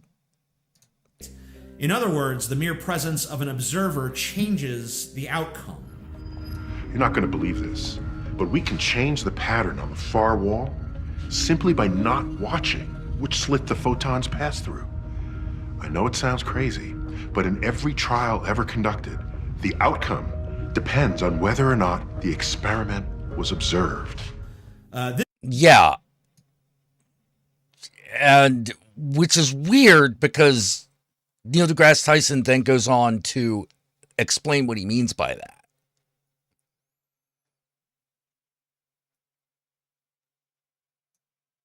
This challenges traditional notions of an objective, unchanging external reality. If, at the most fundamental level, the universe is shaped in part by observation and interaction, then perhaps reality is not as fixed as we once believed. Yeah, the thing that pisses me off is that using the Heisenberg uncertainty principle as your point of proof is kind of like saying that peanut butter is delicious because chocolate.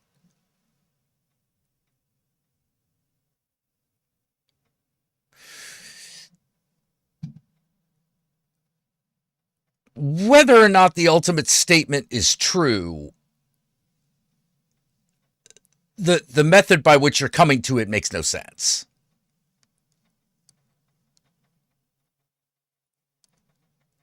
Eisenberg says, but I know exactly where I was. Yeah. That's what he means. It's like you can measure either its velocity, its position, or it's I forget what the third one is. Like basically you can know two of them, but you can't know all three because the test itself alters the outcome. Because we use electrons to we bounce photons or electrons off of these things in order to measure them. And at the quantum level, the photon or electron knocks it out of its original position. Like, they couldn't tell. They were very confused because when they did one kind of test, the electrons would move in a line. But if they did another test, it did the same test, it did a different type of test, but testing for the same thing, it behaved like a wave. And so they didn't understand why that was until they realized, oh, the test is turning it into either a line or a wave. That's what that is. You don't want to use the Heisenberg uncertainty principle, but you probably want to actually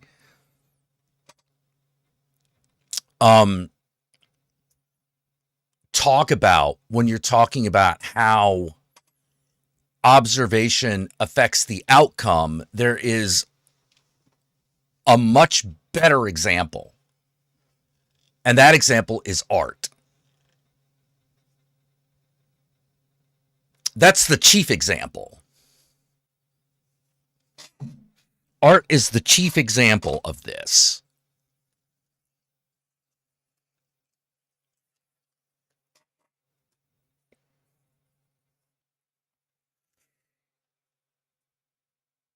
You know, think about it. The observation in art always affects the outcome.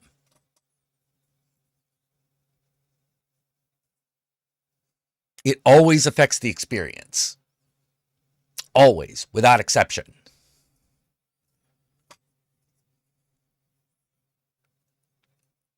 And the creation of art itself is the same way.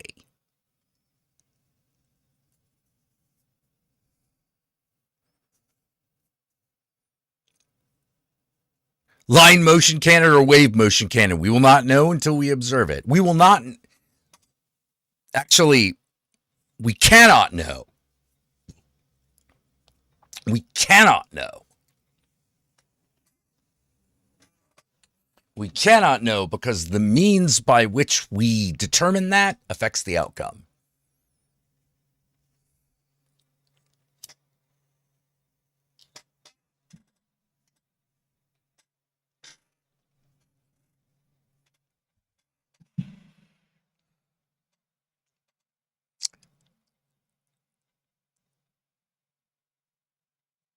The CIA asked Bing Crosby to make a sex tape to overthrow the Indonesian government. I'll have to look into that one. Even in classical physics, Newtonian physics, we find evidence of malleability. For instance, Einstein's theory of relativity, relative right in the word, right? Shows that time and space are not constants. They bend and stretch depending on the presence of mass and gravity and motion. And the very fabric of reality is, in a sense, pliable. It's shaped and influenced by the context in which it exists. Yeah.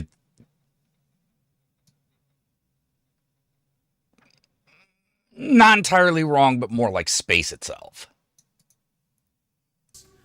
But let's not lose the plot here. I don't want to be just woo-woo, throwing the word quantum on things to justify some irrational shit.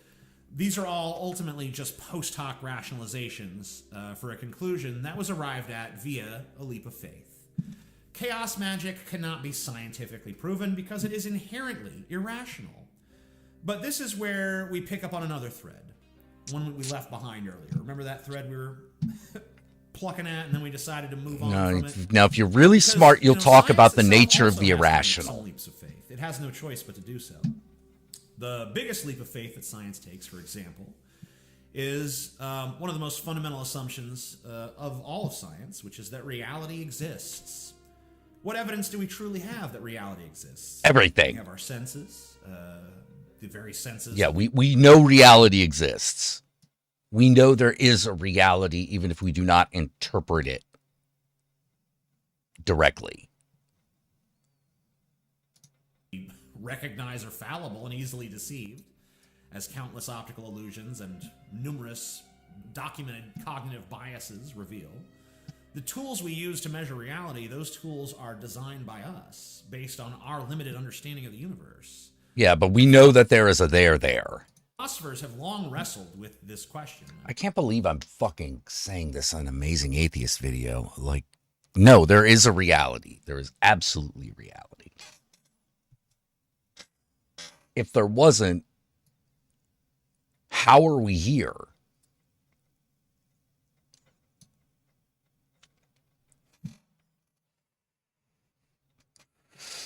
Even if you were all just reflections of my own mind, there's still a mind that is real. You know, I think, therefore I am. You know, there is a thing there. Reality is real. We are that's why we're constantly revising what reality is. Rene Descartes famously reduced existence to a singular certainty. Oh, okay. By cogito ergo sum.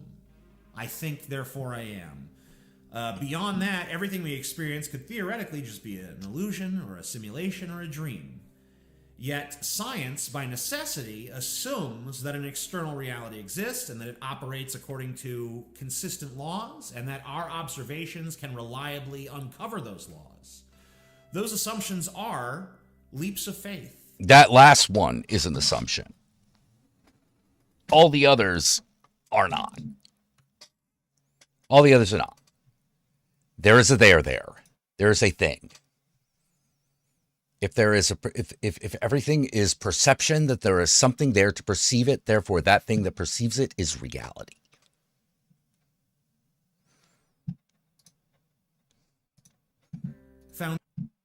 Science also finds the predictability, the recreatable. That's its purpose. Foundational axioms that cannot be proven but must be accepted in order to proceed. And really, even if you want to get really deconstructive, Descartes' famous cogito ergo sum, I think therefore I am, can also be thrown into doubt. The statement presumes a single I doing the thinking, but modern neuroscience challenges that very notion. Neuroscience suggests that's semantical. That the self is not a cohesive, stable entity, but rather a construct, a narrative stitched together by various regions of the brain working in concert. There is no singular I that is pulling the strings. Yeah, but there is an I. What we call I. It's just ever changing. Like, I don't know why that's so hard to understand. Like, something can exist and be ever changing at the same time, because we know that happens. The sun is ever changing. The earth is ever changing. You know, the position of the stars is ever changing. Things that if I move this table, it's going to change. You know, its position will change.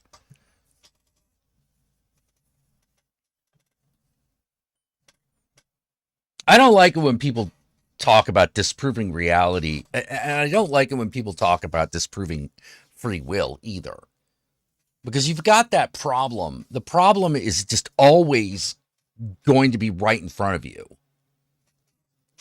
It's like, did you decide something? Yes. Okay, free will exists.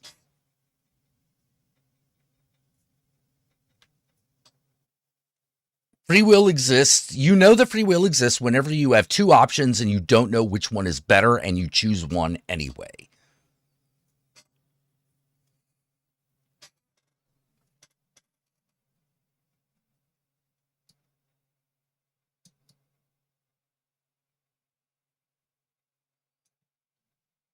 Would I ever talk to TJ? I don't know. Maybe.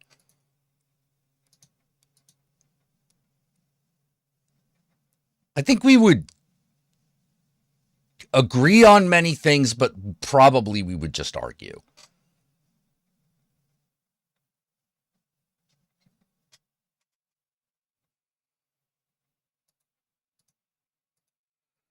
Because some of these details are very important to me. A product of countless processes occurring simultaneously in the mind and in the body. From the firing of neurons to the interplay of memories and emotions and sensory inputs, the self appears to be less an independent operator and more of a collage of momentary experiences held together by narrative perception. This means that even the act of thinking, which Descartes relied upon as proof of existence, becomes kind of nebulous. Who or what is doing the thinking? That doesn't disprove his point. Is it a unified I, the concept of self, or is it simply the brain firing off thoughts and then assigning the ownership to them after the fact? If the self is an illusion, then... Well, at that point, At that point, you're arguing that identity doesn't exist, and that's ridiculous.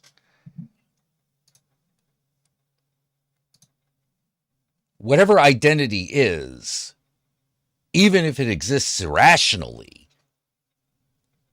it exists. So this is why I was kind of hoping you would get into things about the human experience which are inherently irrational. Not in terms of it being a judgment value, but the nature of what is irrational. The nature of irrational existence. For example, love is my favorite irrational state. You know, break down the entire earth and show me an atom of love, you know. And yet, it's something that binds us all together. And you can say that, oh, it's just a,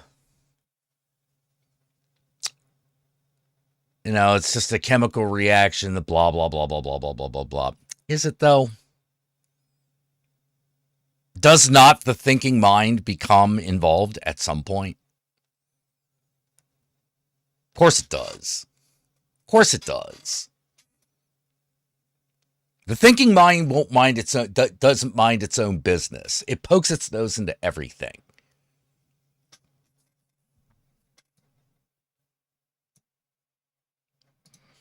Cogito ergo sum might be little more than a comforting story that we're just telling ourselves to make sense of our existence. Anyway, I don't want to wander too far off course here. Let's refocus. Too late. What is chaos magic? Fundamentally, it is an irrational and subjective idea that embraces the fluidity of belief and the malleability of perception. Okay, he's right on that. Chaos magic is the practice of intentionally shaping reality, not necessarily the external physical reality, but at the very least, the subjective reality. Your perception of reality, yeah. And we do that through will and through belief and through ritual. It operates on the principle that belief itself is a tool, not a truth. Chaos magic doesn't demand allegiance to any specific doctrine or to any specific deity. Instead, it encourages practitioners to adopt and discard beliefs as needed, using them as instruments to achieve desired outcomes. And in this way, it's less about what's true and more about what works. Unlike traditional forms of magic, which often rely on rigid systems or established traditions, chaos magic is fluid and experimental and deeply personal. It allows for the blending of symbols and ideas and practices from a variety of sources: mythology, science, pop culture, or even another way of seeing it is chaos magic is in many ways the globalization of belief, which is why I think it's so funny that so many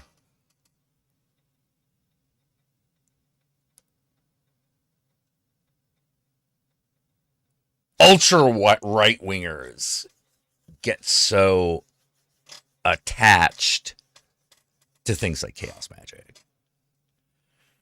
You know, it's like people who think all globalization is bad and put that out on Twitter. You know, dude, you do realize that in order to that you are using globalization in order to make the argument against globalization. Like, you have to admit that that's funny, you know? Yeah, the spirit and fantasy world is needed for the human mind to exist, you know? Yeah, exactly. It does. It needs fantasy. It needs the irrational, you know? Without it, man, you might as well be a computer. And you're not. You're not a computer. You're not a computer. You are not a machine. You are an organic creature. Organic creatures carry with them inherent irrationalness.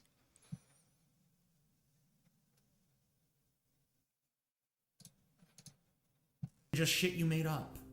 The goal is not to discover some ultimate truth behind the veil of reality. It's to explore the possibilities of perception and interaction with reality. In essence, chaos magic acknowledges that if the self and if reality are constructs, then they can be reconstructed.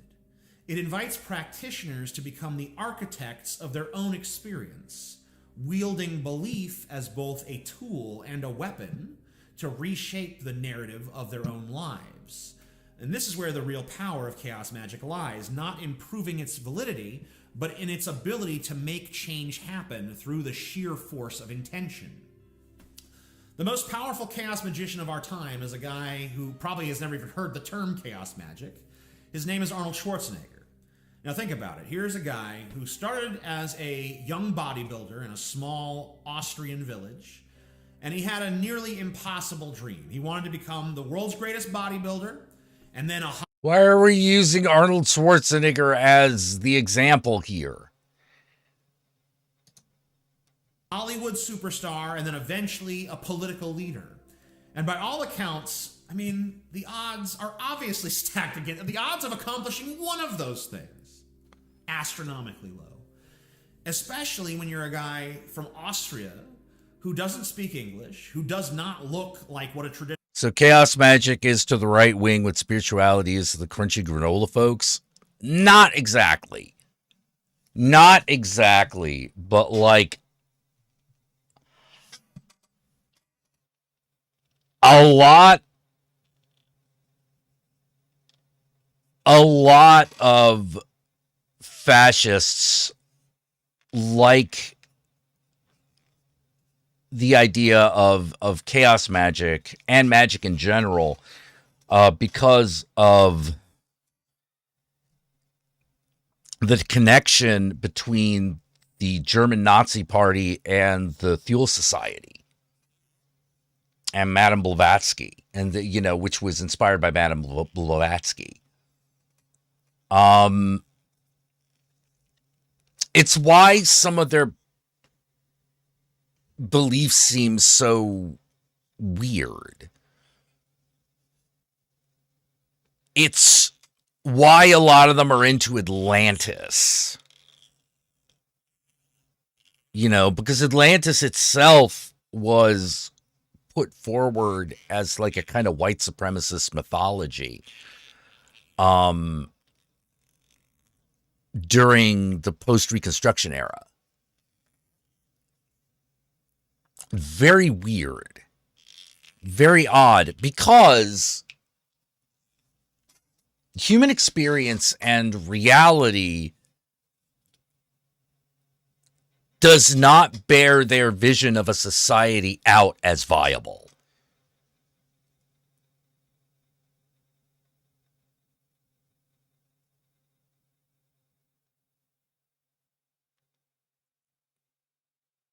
So they're trying to find ways to justify how their ideology functions, because it inherently does not.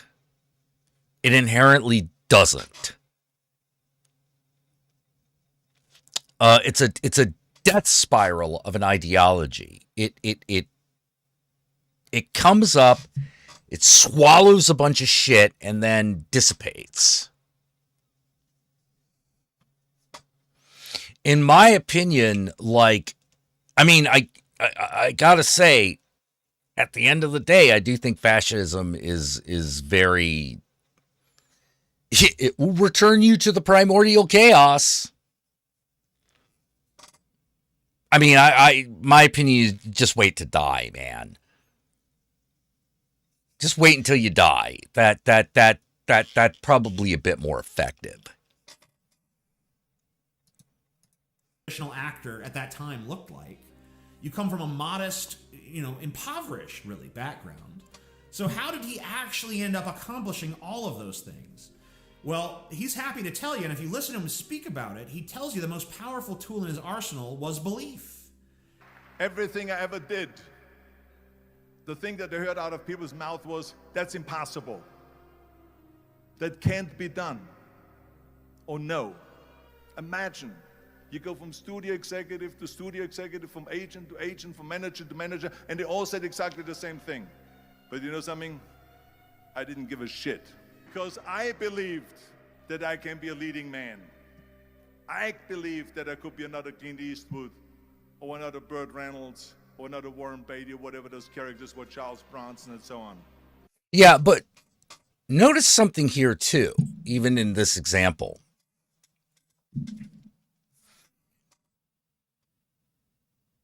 Belief allows you to control the irrational.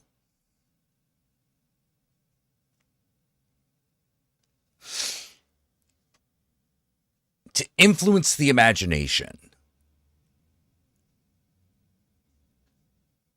Which is fully half of the human experience is imagination.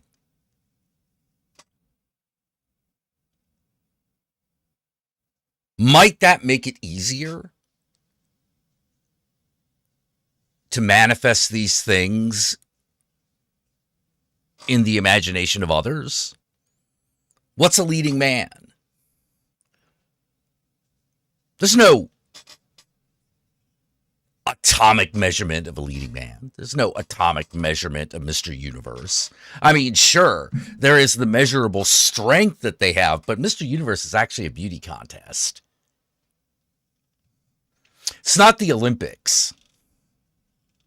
He may weightlift at an Olympic level, but being Mr. Universe is not an Olympic sport. It's a beauty contest. Yeah, fiction leads to tech progress. You know, it does. The imagination does all kinds of things. And might taking control of that make it possible. Make it possible to navigate the irrational in this way.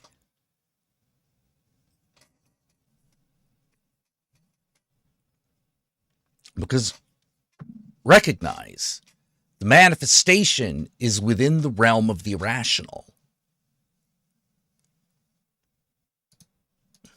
I believed that I could be those people. He would spend hours simply envisioning himself accomplishing these things, convincing himself of their inevitability. Visualization is a huge part of chaos magic for the same reason it's a huge part of Arnold Schwarzenegger's routine when he was trying to achieve his unlikely dreams. Visualization fortifies. You got to talk about art. And nothing is you got to talk more about art in magic than will.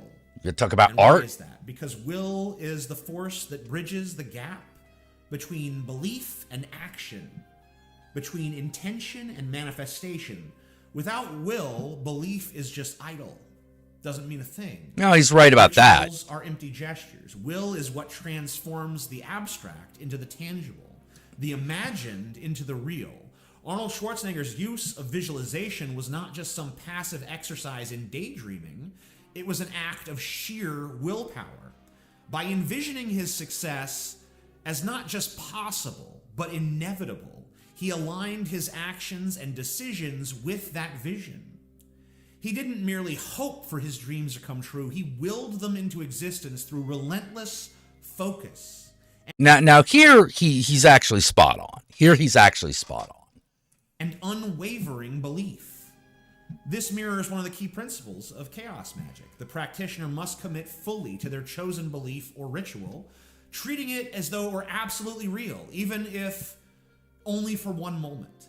This temporary suspension of doubt empowers the will, allowing it to override the inertia of skepticism or hesitation. Arnold's visualization practices demonstrate this principle in action. An unshakable belief paired with decisive effort can alter the trajectory of life. Just as chaos magicians' rituals aim to alter the subjective reality that they experience.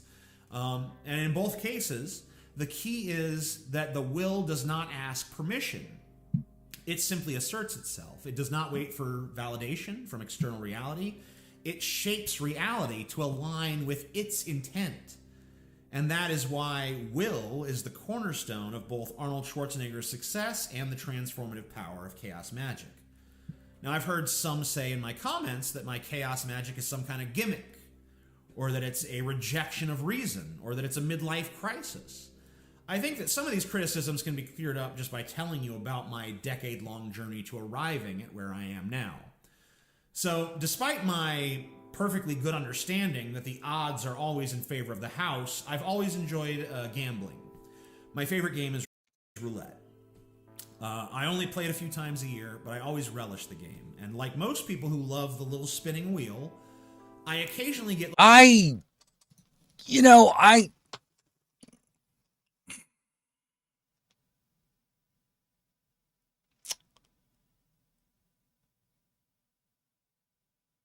First of all, I'm a little disappointed.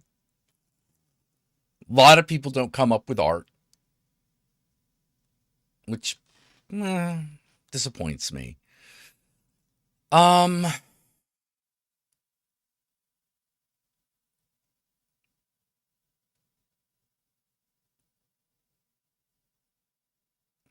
then again, maybe like I'm more content to sit in awe and wonder.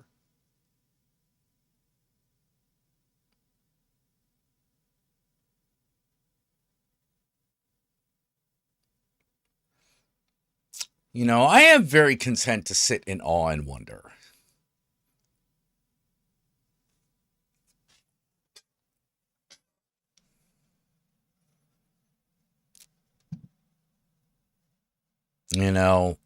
It's how I get love to stay.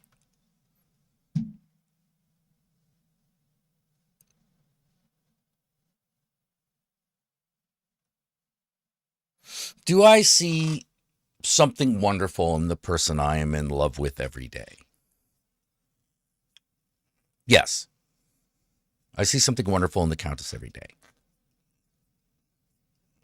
Every day. Never fails.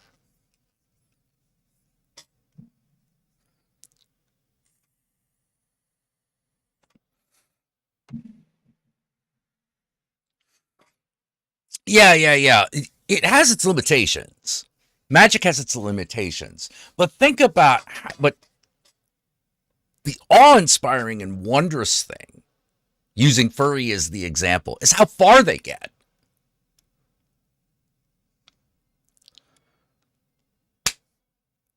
Look how far you can get. Look how far you can get with that fantasy. You can get pretty far. Maybe as far as you need to.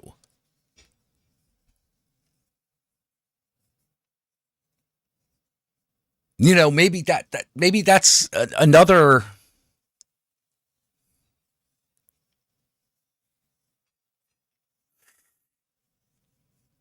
And using the example of trans folks and using hormones, what is hormone therapy but taking a potion or an unction from a mountebank? There's probably still some Aya Newt and Tongue of Frog in there somewhere. Although, from what I understand, it's mainly piss of horse, but, whatever. It's still a gross part of an animal.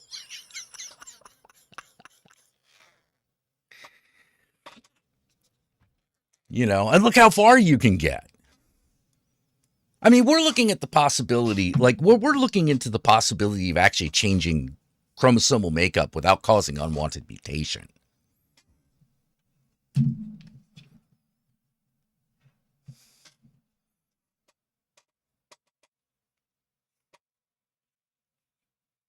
Magic by its nature has no limit.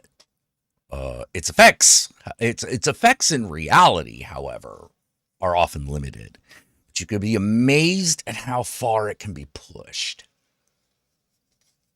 Because once again,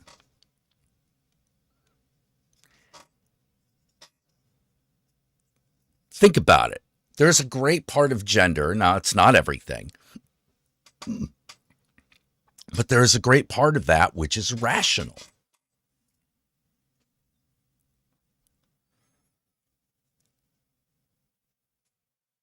A lot of trans folk will start wearing dresses and things associated with the clothing of women. That's irrational. I don't have anything to do with your genitalia. That's just the clothing. But for some people, that's it. That's the thing. That's the mountain they're trying to get to the top of. You know? One of the things about magic is I would say don't limit yourself. Reality will do that for you. But you'll be amazed at how far you can get. Amazed. Trans people can have the secondary sexual characteristics and most of the genitalia of the opposite sex.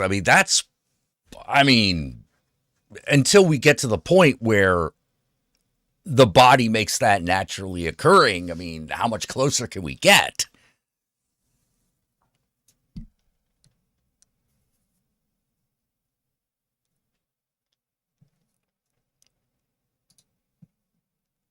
You know, how much closer do we need to get? And of course, the answer is as far as it'll go.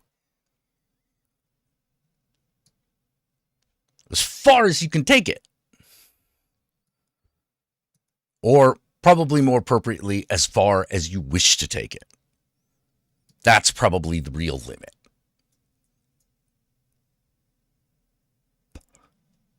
We push that envelope all the time. The internet stands as testament to what the human imagination could accomplish.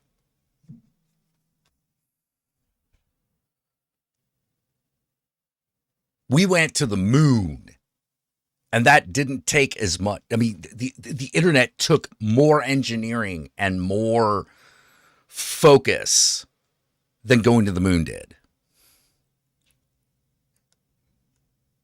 It really did.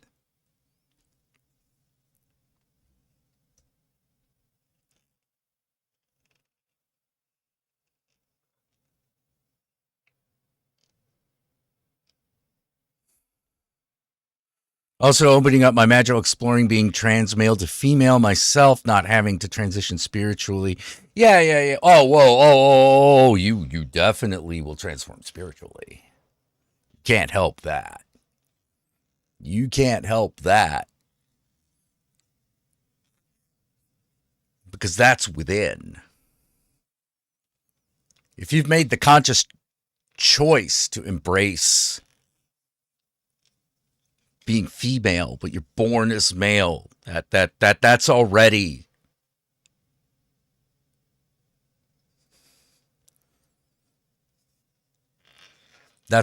a spiritual transition.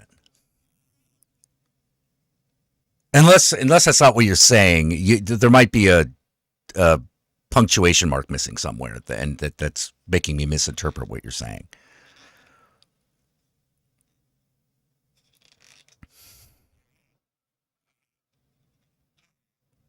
You know, plastic surgery is a form of sorcery, is what I'm saying.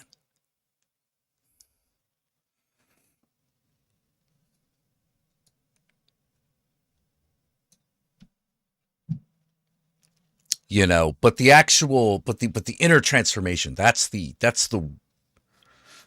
important one. That's the big step.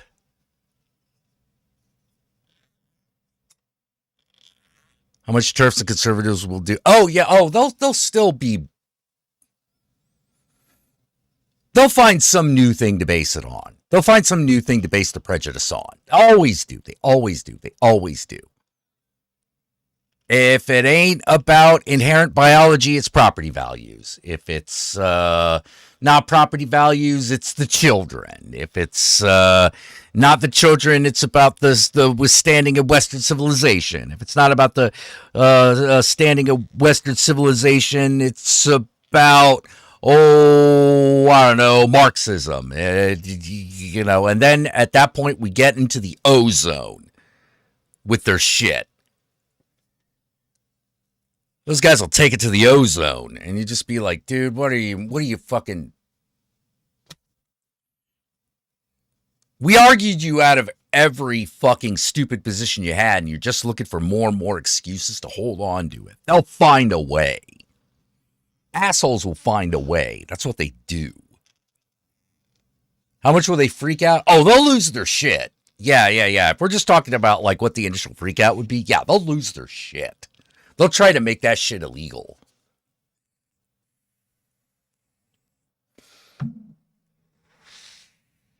But the world, I mean, whether or not individual countries, including America, make something like that illegal, the world's not going to stand for it. You unlock that, you can't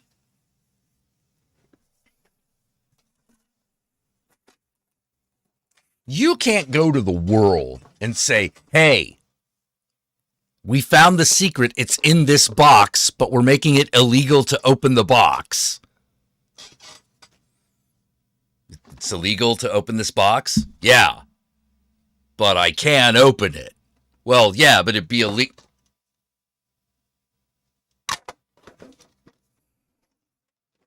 Happens every time.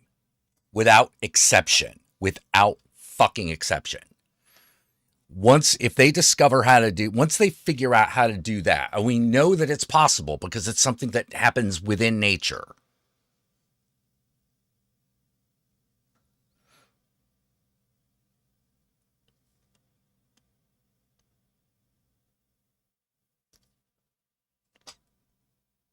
So it's possible. Being able to fully biologically transform gender is not a question of if, it's when. That could be a big question, though. I mean, when could still be hundreds of years.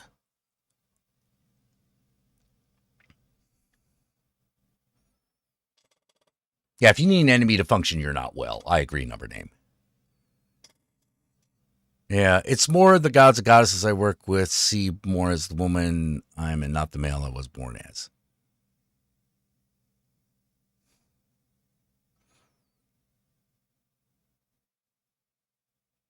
Yeah. So Kira, like I would assume that the next step is becoming the sort of woman that you want to be.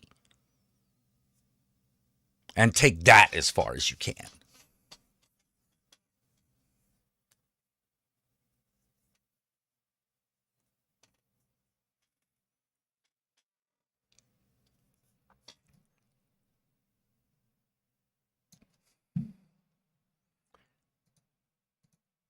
You know, that's what I think is like really important. You know, we get locked into the idea that one of the great things about magic is that we often get locked into the idea of assuming that here's the irony. We get locked into assuming that our beliefs about reality are unchanging and, more importantly, unchangeable. Not so. Not so. Because while we know reality exists, we don't know everything about it. Anyone who says otherwise is a fool. We know enough about reality to know that there is a reality. But much of what we think about reality is an assumption. But whether or not it exists, whether or not there is a reality, a physical material reality, that is not, in my opinion, validly in question. There absolutely is.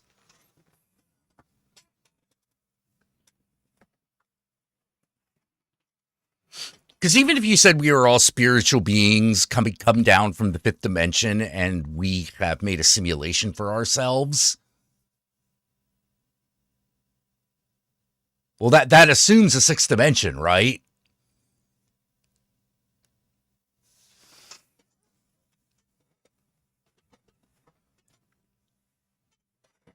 We exist within reality, and in our mind, we exist within a reality. Reality is the only. Reality is the main word in the English language that should always be used in quotes.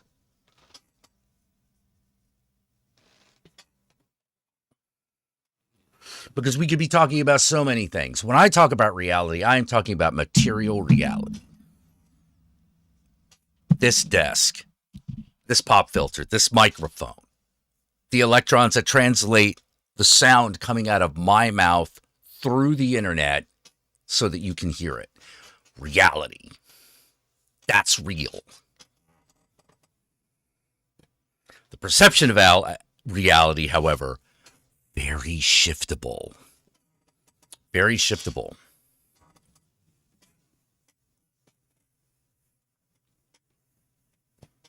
Hell, with proper suggestion,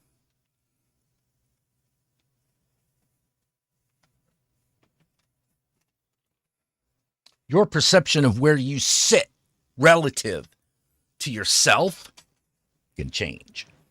It can be changed. There's a cool little trick I do when on acid. When I get to talking about shifts in perspective and the position of your own perception.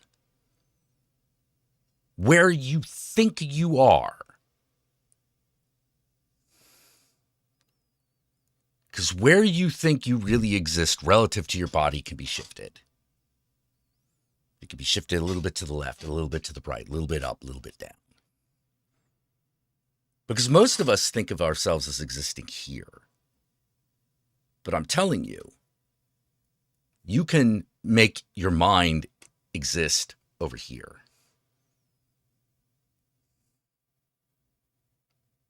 You can make your point of view shift. Now, this doesn't usually work with the eyes. That doesn't work with the eyes very easily. But do you know what is very shiftable? Your sense of hearing. Where you believe your sense of hearing is centered is very shiftable.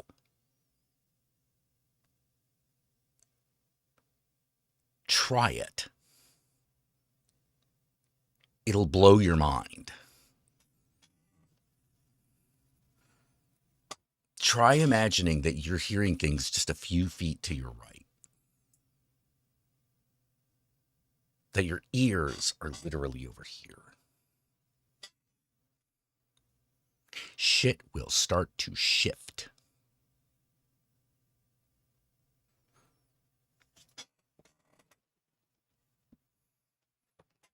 It's pretty awesome. It's most pronounced when you're in a psychedelic state. But it's cool.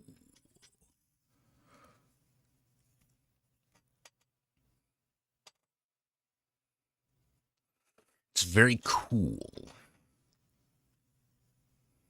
Because I'm always like, what is that? How does it do that?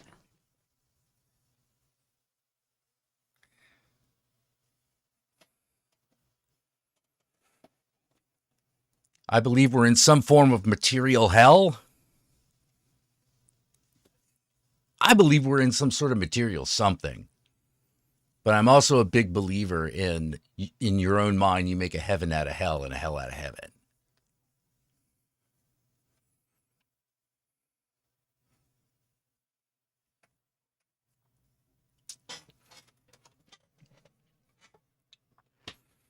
You know. Now I wish Yogi was here. We could have a really nice conversation. Oh, I should have invited him. I forgot that he's on winter break. He actually might have been able to come on. I usually don't bother asking during like school nights because he's a teacher. Well, we'll see. Maybe like after Christmas, you know. But for now, I must bid you adieu. I have to go pick up the Countess. And I cannot shift my perception of space and time yet to be in two places at once. Unfortunately. So until next time, everyone. Aves, I know we started critiquing another video and didn't get through it again. But so far, what I have to say is, TJ's not entirely wrong. There are some things he's wrong about, but there are also things that he is absolutely spot on about as far as chaos magic is concerned. And with that said, I say half jokingly, get on my level, scrub. Until next time, Ave Satanas, Disco Inferno, and remember, Satan and I love you all very much. Good night, Slut Pit. I will see you again. Oh yeah, I'd love to see you. I'd love to see you again, Flashman.